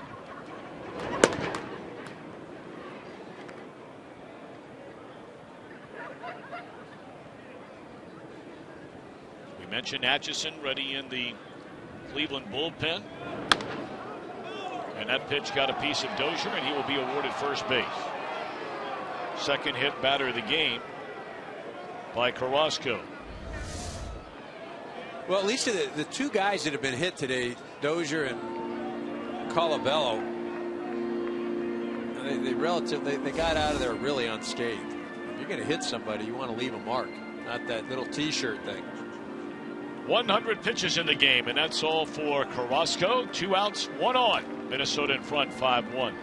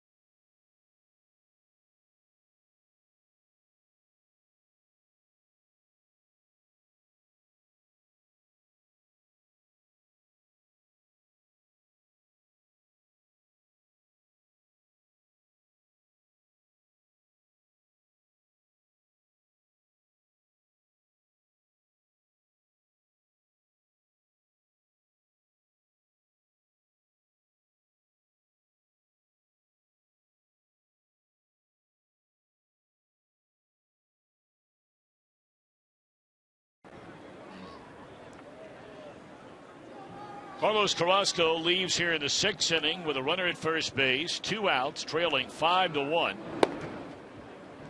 And now on to pitch. Boy, he's bounced around for many, many years. Grew up in the Highlands, Texas. 38-year-old right-hander Scott Atchison in his first year with Cleveland. Appeared in 50 games last year with New York. Originally a 49th round draft pick by the Seattle Mariners. Got to the big leagues within 4 years, coming up through the minor leagues. But it has been some kind of journey ever since. Seattle up and down over 3 years. 1 year with San Francisco. Pitched in Japan for 2 full years. Came back to pitch in the big leagues with Boston in 10, 11, and 12. And then after 4 trips on the DL, landed with the New York Mets last season, and he'll get the final out if he can find the handle, and that he does to end the inning.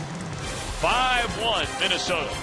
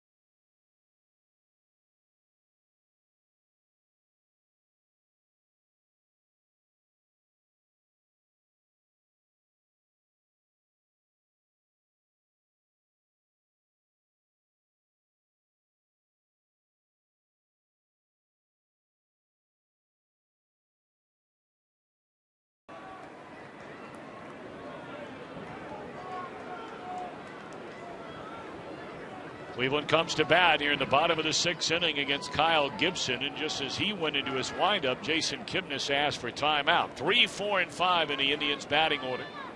So hopefully, for Terry Francona anyway, his team has a chance here with the big hitters to climb right back in this thing. Ball 1 to Kipnis. And this is the inning for Kyle Gibson. He's coming upon the 6th inning. He's thrown 92 pitches now. We're going through the heart of the order here.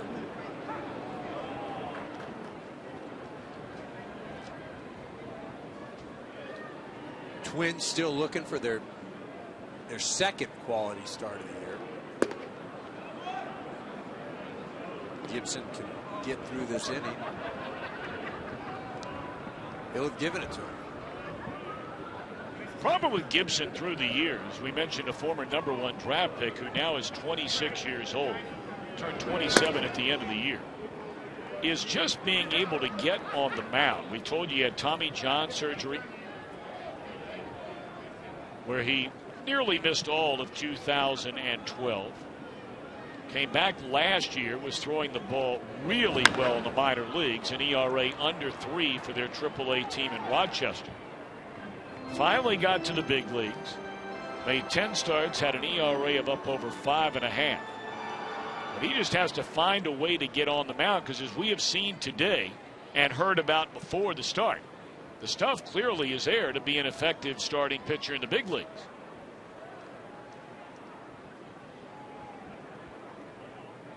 And there's a 4-pitch walk to begin the 6th inning. Cincinnati in New York over the weekend, and for more on that, here's Kevin Burkhardt.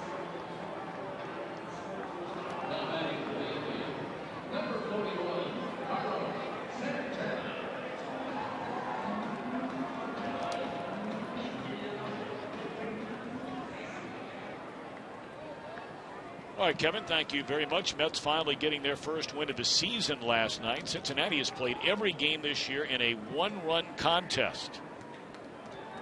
And a one-run game there today. That's all for Gibson after the leadoff walk here in the 6th.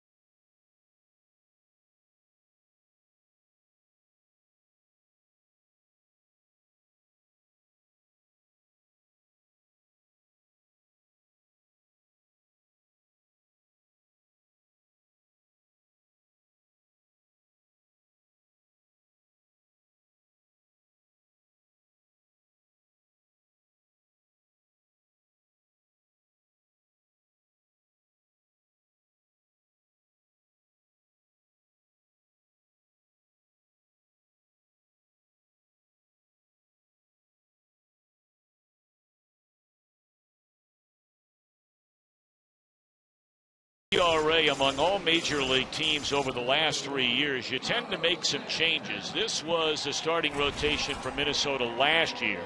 They went out and spent a pile of money on Ricky Nolasco and Phillip Hughes to round out that rotation with Correa, Pelfrey, and now Gibson, who gives them a solid start here today. Well, he did. He gave him a solid start. It still doesn't fall under the heading of quality start where you have to go 6 innings. Again, that's been where the Twins have decided to spend their money this offseason. So far the early return's not great. Again, we're only 5 games into the season. But ERA, they're last in Major League Baseball. Quality starts, they're 21st. Giving up a batting average of over 300. I mean, obviously, it will get better.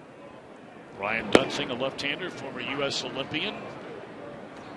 In his second full year of knowing he will be pitching out of their bullpen. Now, we brought up earlier, as bad as their ERA was last year, and especially their starters, the only team that had an ERA worse, there's a strike called, in all of Major League Baseball was just one of it. But their relievers threw a Major League high 579 innings. But they had a 3.50 ERA. So that clearly was a strength for this Minnesota team.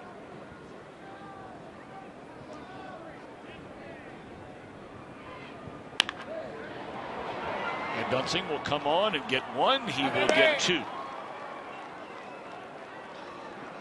coming up next, part of our Fox Sports 1 doubleheader, the Giants and the Dodgers.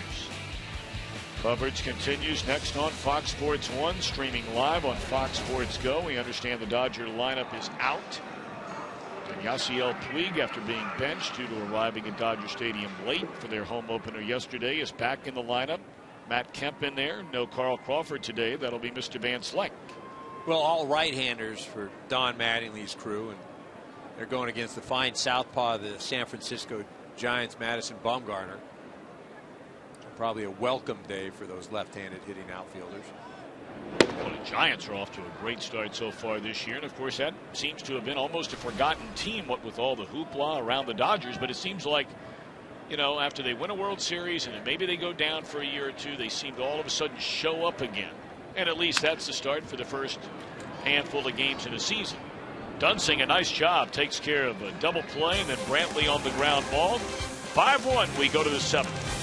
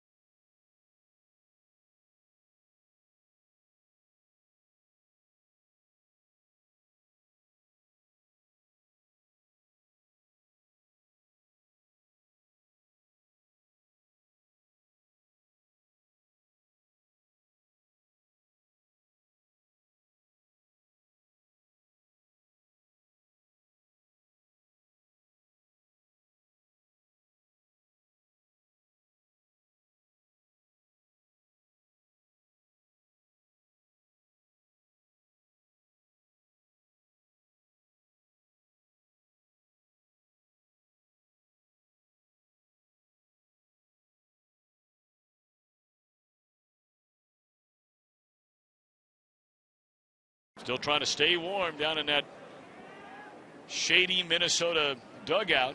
Although I think they're getting a little more sunshine than the home team here, the way this is set up, at least right now for this time of the year, this time of the day. See most of the sunshine over on the first base side. Very cold day, but a bright sunny day as Minnesota comes to bat here in the 7th inning. Twins trying to hand their skipper, and the only skipper that every single one of these current players has ever played for, at least with the Twins organization. Ron Gardenhire, 1 win away will it be today from 1,000 in his managerial career. Willingham rolls over one foul. He was joking about that prior to the game. We were talking about what, you know, he thought about it, what it means, and he said, heck, he was waiting for it for about 3 weeks last year. You know, it never came. Well, it was a rough year last year. You lose 96 games.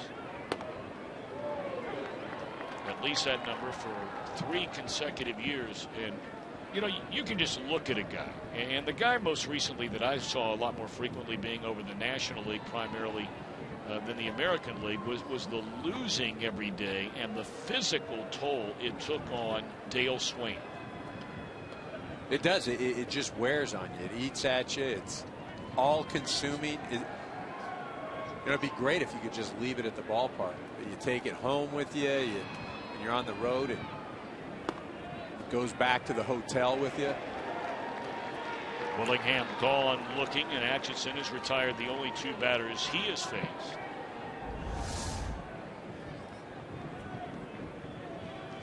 Good pitch right at the knees. Now, we were talking about all the changes that Minnesota made especially in the starting rotation. Well, really the same holds true for this Cleveland Indians team. Their only loss of the year came against Scott Kazmir, who was a solid part of their staff last year. Now he's in Oakland. Ubaldo Jimenez is no longer here, signing very, very late with Baltimore. And they lost 4 relievers. They lost their closer, Chris Perez, Joe Smith, a very effective right-handed setup man, Rich Hill, Matt Albers. So they've had work to do with this staff. They brought in Josh Outman. You saw him getting loose in the bullpen a moment ago. Atchison, there's Cabrera. And that is a nice play on both ends. Cabrera and snatching it out of the dirt is Swisher, 2 away in the inning. I thought the way Cabrera went after it that he'd probably try to spin so he could gather himself and make the throw. You see Cabrera, this is throughout his career. Now here you watch him go up the middle. I thought he was going to spin right there, but he stays open and just flips it over there. Swisher making a nice pick over there at first base. Looking good as always. 2 down, nobody on. Minnesota with a 5-1 lead here in the 7th. Bluth has been right in the middle of it all today. Walked and scored in the first inning, knocked in a run with a double in the third, later scored in that inning on a pair of pass balls, and then struck out in the 5th. Carrasco goes 5 2/3, allows 7 hits, 5 runs, 4 of them earned runs. Atchison picks it up, and the inning is over. Good work by him. Still a 4-run spread.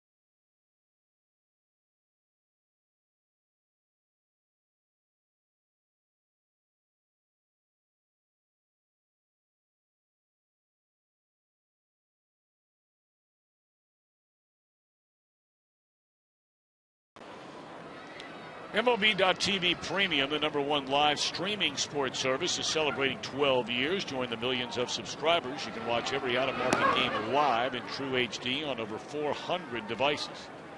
Visit MLB.com for more details. Eric Karros, Tom Brenneman, our entire Fox Sports 1 crew in Cleveland, Ohio. A 5-1 Minnesota lead as Cleveland comes to bat here against Brian Dunsing in the last of the 7th inning. Minnesota scored right from the get-go. Dozier a home run to lead off the game. They added 2 more in the first inning. Tacked on a pair in the top of the 3rd. Cleveland scored its only run in the bottom of that inning against departed starter Kyle Gibson, who was taken out after walking the leadoff man in the 6th. Dunsing came in, got a double play ball, got another roller for a ground out, and that was all. And another ground ball Off the bat of Cabrera, and that's the way the Indians started in the 7th.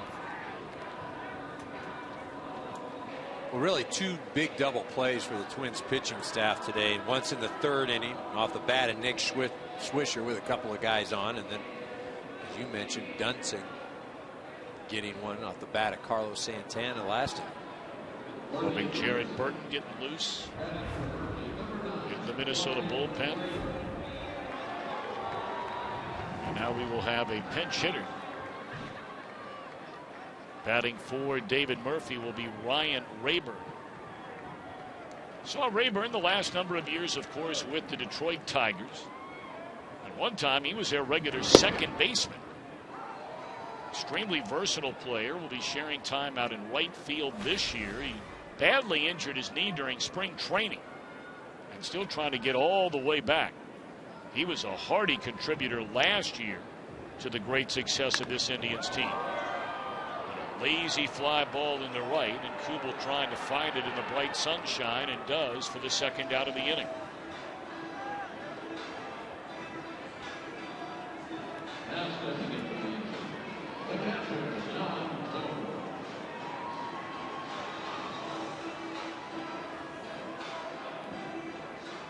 You know, you talk to general managers and Terry Ryan, who, by the way, our thoughts and prayers are certainly with him. We don't want to let this game go by without saying a special hello and well wishes for the longtime general manager of the Twins. Stepped away from it for a while, of course, came back. And he has been undergoing treatment for cancer following surgery. And according to Ron Gardenhire, who talks to him regularly, there is very little doubt that he will be there for opening day when the Twins get back home. Only came down to spring training for 1 day. They hired Terry Ryan from the New York Mets in 1987 to become the scouting director for the Minnesota Twins. That was a pretty good hire. Turned out all right. And again, it speaks to the stability of this organization. Been with the Mets for over 20, or excuse me, been with the Twins for over 20 years. Pushing close to 30. What a job by Dunsing. I mean, he is taking care of business. Opening weekend, the first Saturday of this Major League Baseball season. 5-1 Minnesota in front.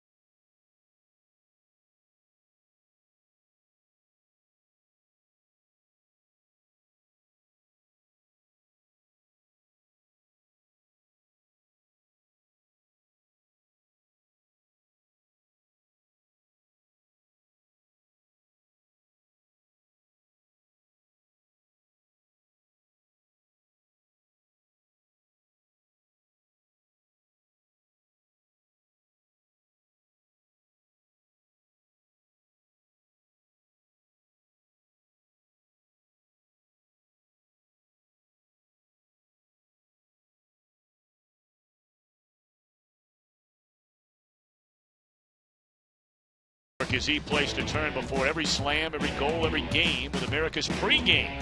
Beginning Monday night at 6 o'clock Eastern, only on Fox Sports 1, streaming live on Fox Sports Go. You'll want to check that out. America's pregame beginning Monday. We talked about two new relievers from this Cleveland bullpen. We saw Atchison go an inning and a third. Perfect baseball with a strikeout. And another new member of the Indians is left-hander Josh Outman. And he takes over here in the top of the 8th inning. He'll face Kubel, Pinto, and Hicks. Ryan Rayburn, after batting for Murphy a moment ago, will remain in the game to play right field.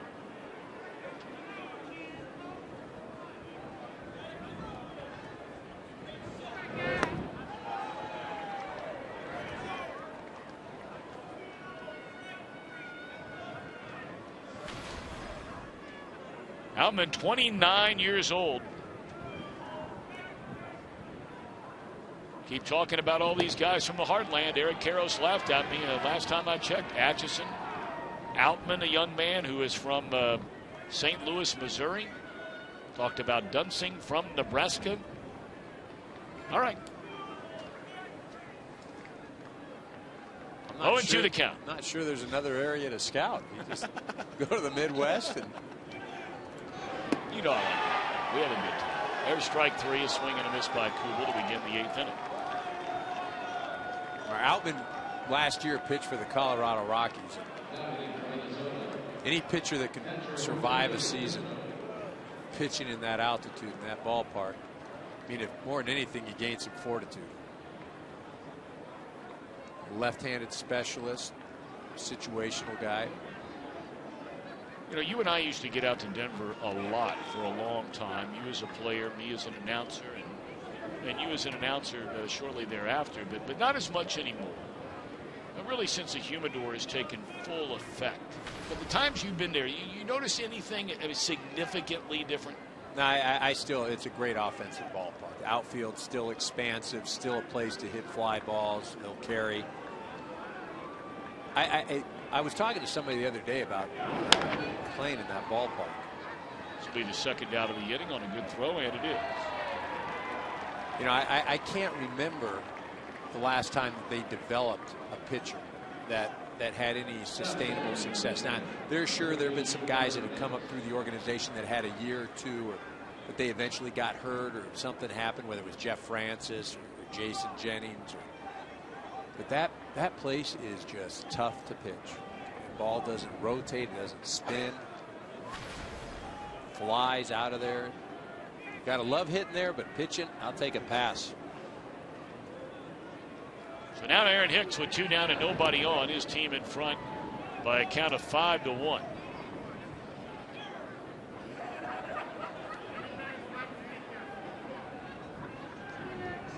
Both of these teams certainly keeping an eye on Central Division foes. We've told you Detroit out to a big lead on Baltimore, 7-1. That game in the 7th inning, and Kansas City at home to the White Sox with a 2-0 lead over Chicago. That game in the 4th inning. Coming up next, right here on Fox Sports 1, it'll be the Giants at Dodger Stadium. Joe Buck, Tom Verducci, Harold Reynolds standing by for the call of that one after so many spectacular years in the broadcast booth, capped off by earning the Ford Frick Award a year ago for Tim McCarver. I'm hoping I'm going to see Timmy this week. I don't know if I am or not. He's going to call, I think, about 25 or 30 St. Louis Cardinals games locally this year, and I'm on my way there for the Cardinal home opener starting Monday. You and I'll be broadcasting here on Fox Sports 1. The Reds and the Cardinals on Tuesday night from Busch Stadium. Here's ball 4 to Hicks. He's a 2-out base runner. We check in once more with Kevin Burkhardt.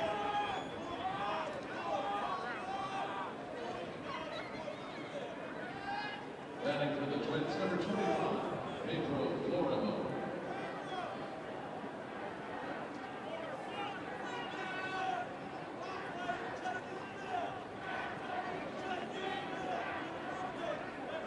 All right, Kevin, thank you very much. Of course, Kevin's still working double duty, handling the pregame show for us here on the many Fox networks and Fox Sports 1. His primary gig during the baseball season, of course, is hosting all the pre- and post-game shows of the New York Mets. How about Sandy Alderson coming out talking about 90 wins for that ball club?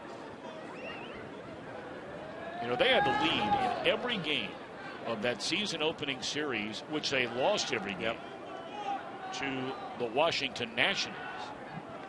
And of course, they had the terrible news that Bobby Parnell, their closer, who went down with the apparent, although not decided yet, they're trying some other treatments to avoid what they believe may be the ultimate outcome in Tommy John surgery.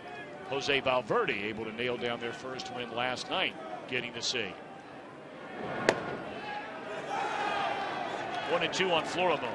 That's another team that's got some young players, but they're probably still a few years away from competing in that division.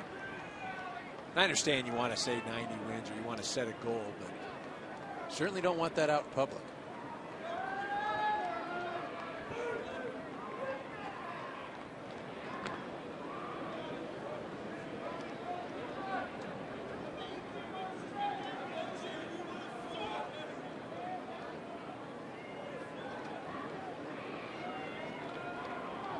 Florimon 0 for 3 in a game, has bounced out to first, grounded to short, and struck out. Behind here, 1-2.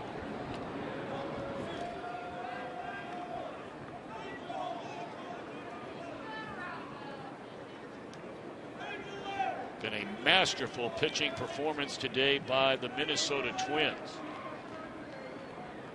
Kyle Gibson, 5+ innings, 3 hits, 1 run. Dunsing has been spectacular, an inning and 2/3. And now we'll see who takes the ball in the 8th.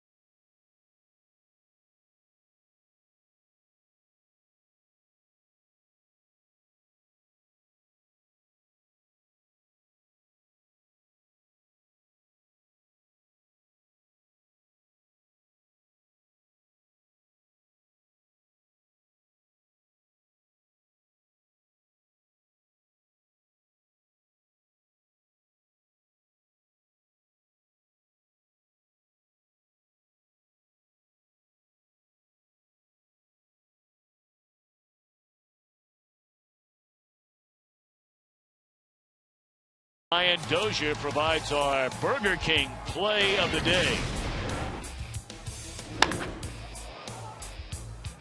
That got him off and running, part of a 3-run first inning for the Twins against Carlos Carrasco. They tacked on 2 more against him in the 3rd. Cleveland scored its only run in the bottom of the 3rd inning, and it has been very quiet since then. Minnesota has 1 hit offensively over the last 5 innings. Cleveland has a total of 3 hits, but only 1 over the last 4 innings. So Dunsing out, and in comes right-hander Jared Burton. Now you see the big man, very busy last year. Anchored that bullpen at an ERA sub-4. You mentioned that the Twins bullpen last year very effective. Early on this year has not been that great. Again, that's not one of the areas that they felt they needed to improve.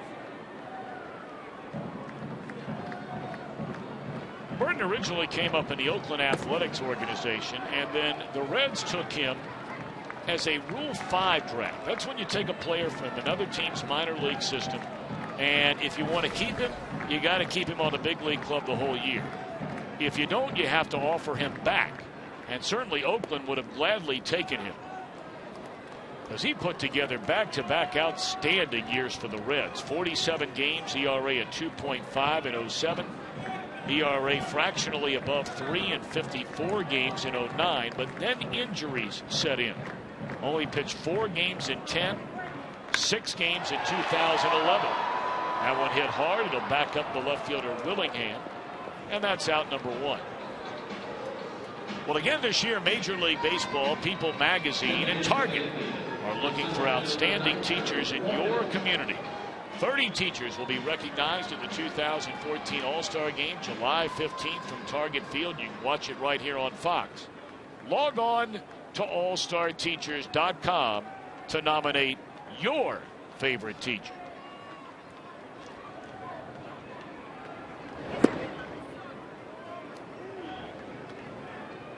Nyjer Morgan has been on base 3 times today. Single to left center, drew a walk, had an infield hit that bounced off the first base bag in the 5th inning.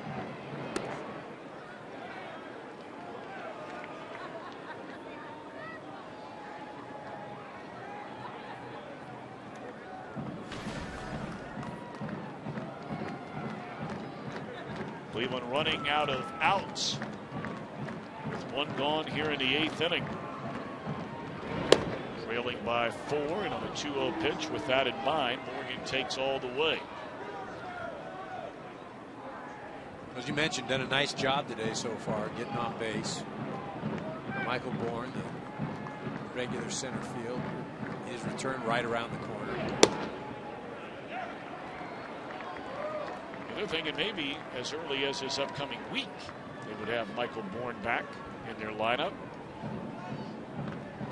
Jason Giambi, who was kind enough to join us from the Cleveland dugout back in the 3rd inning. He should return maybe next weekend or shortly thereafter. And there's a 1-out walk to Morgan. And here comes our buddy Nick Swisher. I'm Nick Swisher. Here's 3 things you need to know. Number 1, my wife is way more awesome than I could ever be. Number 2, I'm an amazing Xbox player. And number 3, we are the Cleveland Indians, located in the 216, Cleveland, Ohio. He's a piece of work, isn't he? I'd love to see all of the guys do the 3 things you need to know. I mean, just like with the enthusiasm Swish has. Xbox player, I didn't know that. Pops it up on the very first pitch in the at-bat. Florimone for the 2nd out of the inning. And most Twitter followers among Major League Baseball players, it is not even close. That is a staggering separation between number 1, number 2, and an even bigger separation, almost double, between 1 and 3. Well, and to Swish's credit, he works at it. I mean, he interacts with the fans. He's got a personality. He's not afraid to show it. Doesn't really care what a lot of people think. He's just going to go out, have fun. Now, how many followers does Eric Karros have? There's a foul ball back out of play by Jason Kipnis. Probably as many as you have. That's how many right. you have? N-U-N. Yeah. That would be none. I'm working on it. I know you are. Working on getting that hand. I know you are.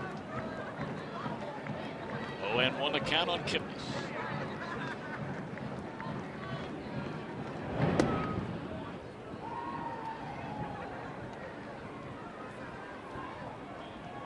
That walk to Nyjer Morgan, he is only the 3rd base runner since the 3rd inning.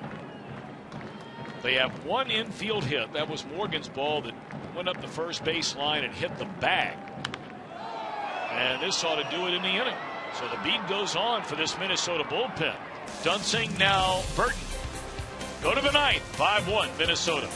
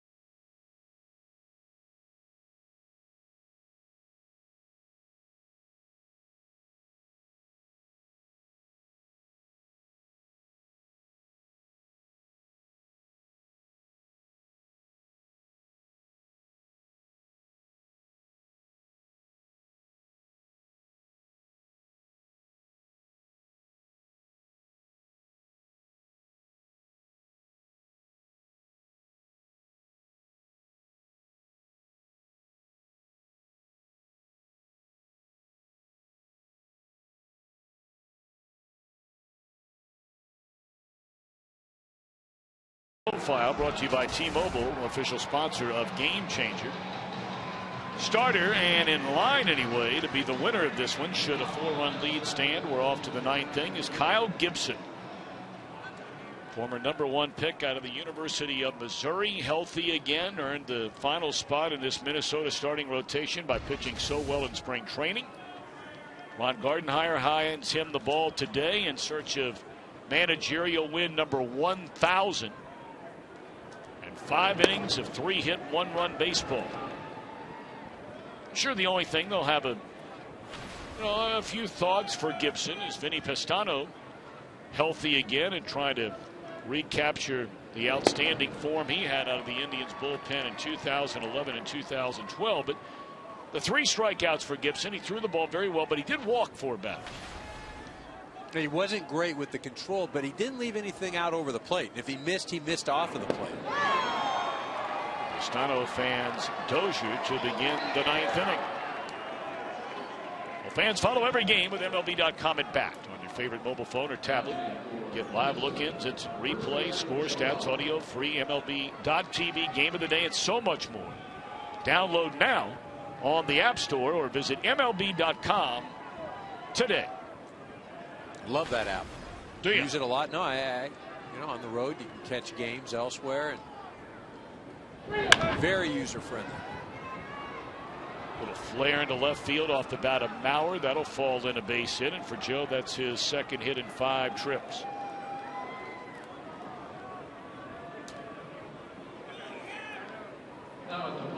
Yeah, he puts the bat on the ball. I don't know if he'll ever hit for the power that he did. Had that 1 year where he hit close to 30. More of an average guy. Got him in that 2nd spot. Can handle the bat.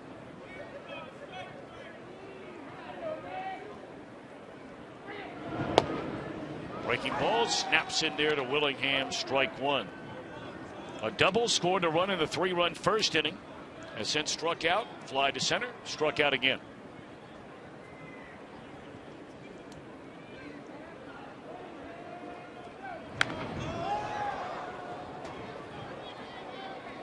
What a lift it would be for this Cleveland Indians bullpen if Pestano can find the stuff of 2 years ago. Because boy, in 2011 and 2012, this guy was so good. But then he hurt his elbow pitching in the World Baseball Classic, and God bless him, did he stand tall for the United States of America in the WBC. I mean, he took the ball every time they gave it to him. And then last year wound up just having a rough year. Well, and that's the thing. It's one of the qualities that endears him to any ball club that he's ever played on is he's going to take the ball, whether he feels great or not. Probably got him into a bit of trouble at the World Baseball. And here's strike 3 called to Willingham.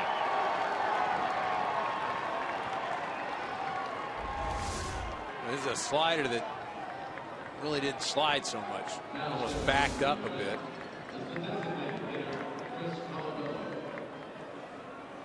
If he can just get that velocity back, he's got the movement, the mentality is there. Well, you look at 2011, 67 games, had an ERA of 2.3, gave him 62 innings and allowed only 41 hits. Struck out 84 batters. Well, and when you say 67 games, that's how many games he appeared in. No telling how many times he got up and down in that bullpen to get warmed up to come in. Came back the next year. He pitched in 70 games, and again, how many more times up and down. ERA at 2.5. Gave him 70 innings, punched out 76.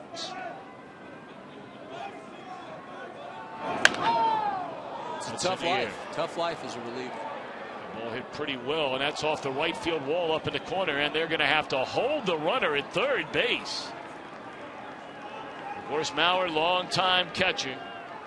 Those legs ain't what they used to be because that ball's in the air for a long time with 2 outs in the inning. Well, Colabello going the other way. That's where his power is. Right center, right field. Thought he was going to have his 8th RBI of the year.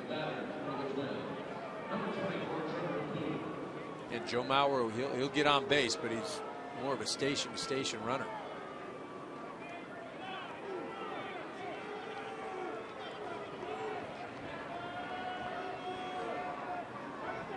So now they're on the corners with 2 away, and Plouffe the batter. He takes a low and away ball 1. A walk, a double, an RBI, a couple of runs scored for the Minnesota third baseman.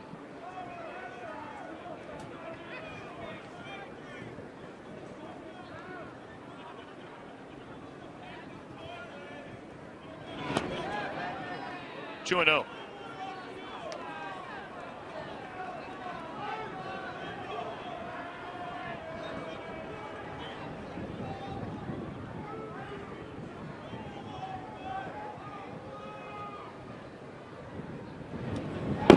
All the way to the backstop, ricochets, but unable to get there in time is Gomes, and that'll be a wild pitch on Pistano. So Mauer scores after all, and that makes it a 5-run lead. 6-1 Minnesota. Well, you see, he just holds on to this too long. Gomes having no opportunity to move his feet or get a glove on it. Pistano just kind of yanked that pitch.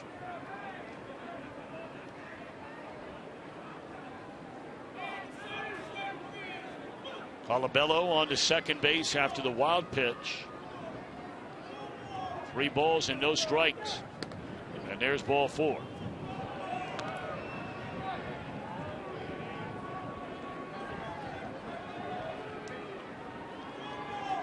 You know, Pistano needs to gather himself here. Really outside of that ball Colabello hit. Not hit hard. He's got himself in trouble. Ball Mauer hit the left was flared. There it is, Reds. St. Louis on Tuesday night. Looking forward to that right here on Fox Sports 1. 2 teams that ought to battle to the end for the National League Central.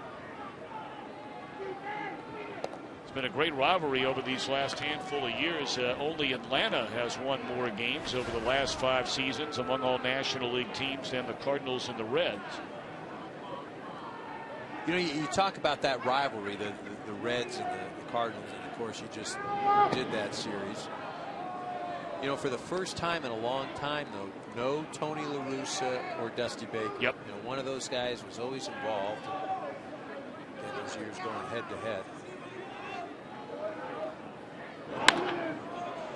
That one will be dropped into right field, a base hit. They're going to wave around the runner. Here comes the throw. It is cut off. Throw into third, and they have him in a rundown. But the run will count as the tag is made for the final out of the inning. Kubel an RBI single. He knocks in 2 today. Ron Gardenhire is 3 outs away from managerial win number 1,000.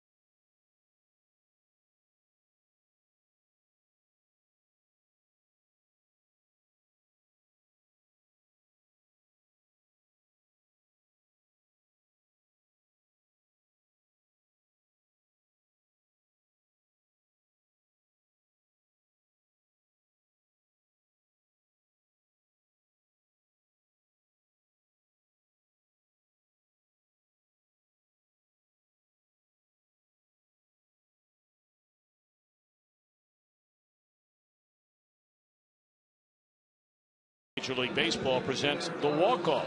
Great walk-offs are waiting at foxsports.com/Budweiser. Grab some buds. Indians had 11 walk-off wins last year, but they bat down by 6. 3 outs away from getting his 1,000th managerial win as Ron Gardenhire took over as skipper, replacing Tom Kelly in 2002. Becoming the 12th manager in Twins history, he got his first win in his first game on April the 4th, 2000, April the 1st, 2002 in Kansas City. And his closer, Glenn Perkins, in to get a little bit of work. Perkins has blown a save and nailed down a save so far this year. A little unsteady in Oakland. And he's got a multi-year deal and he's been effective over the years.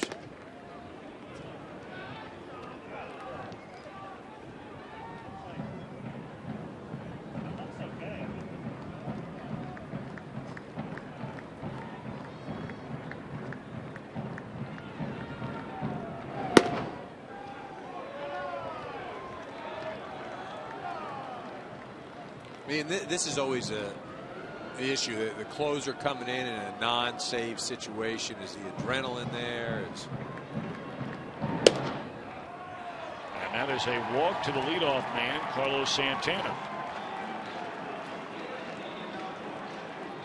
I remember the manager of the Texas Rangers, now Ron Washington, when he was a coach at Oakland, and I played for him. We'd always talk, and one of the things we talk about was when you would use a closer, if you ever managed.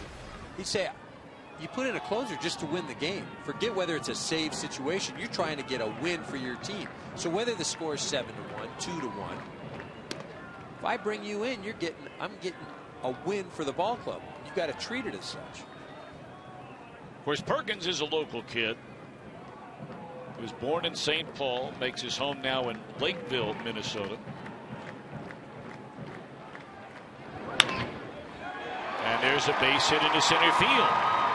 And advancing on first to third is Santana, and they're on the corners with nobody out.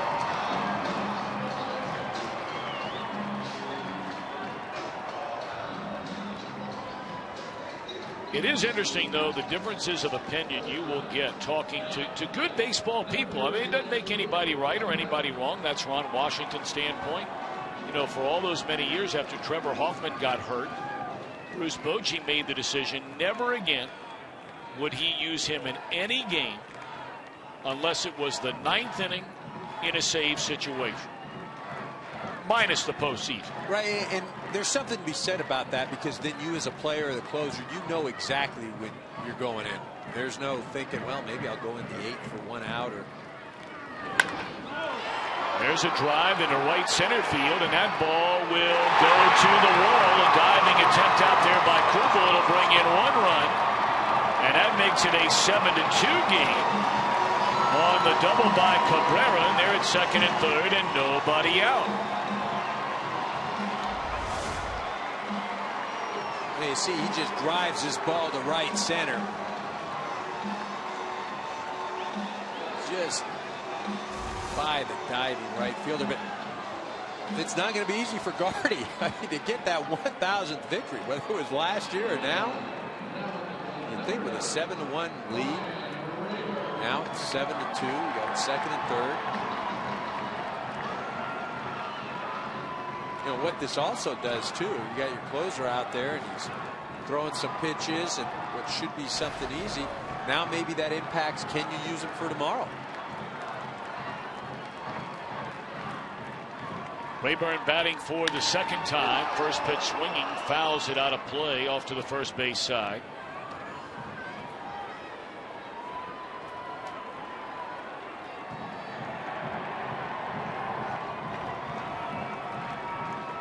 Well, we've talked about this Indians offense. I mean, they have been better than anybody in all of Major League Baseball, at least for a handful of games. It's scoring late. They scored in the 9th inning in every game of that Oakland series, winning 2 out of 3.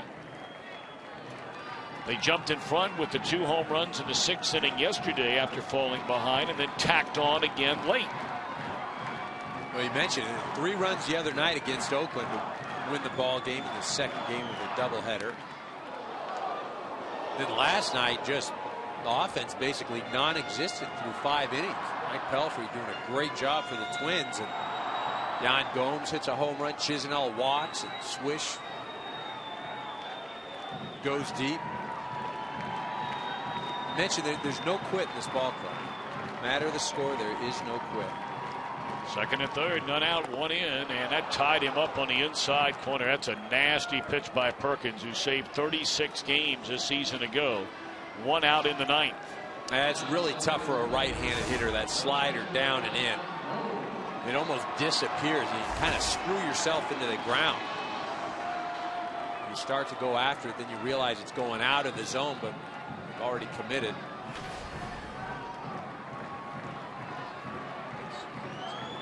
Yan Gomes 0 for 3. He's had a tough day today. Charged with a couple of pass balls, which allowed a run to score back in the 2-run 3rd inning.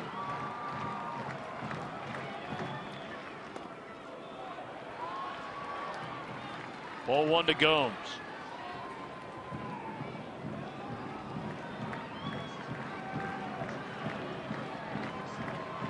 Mike Aviles waiting in the on-deck circle.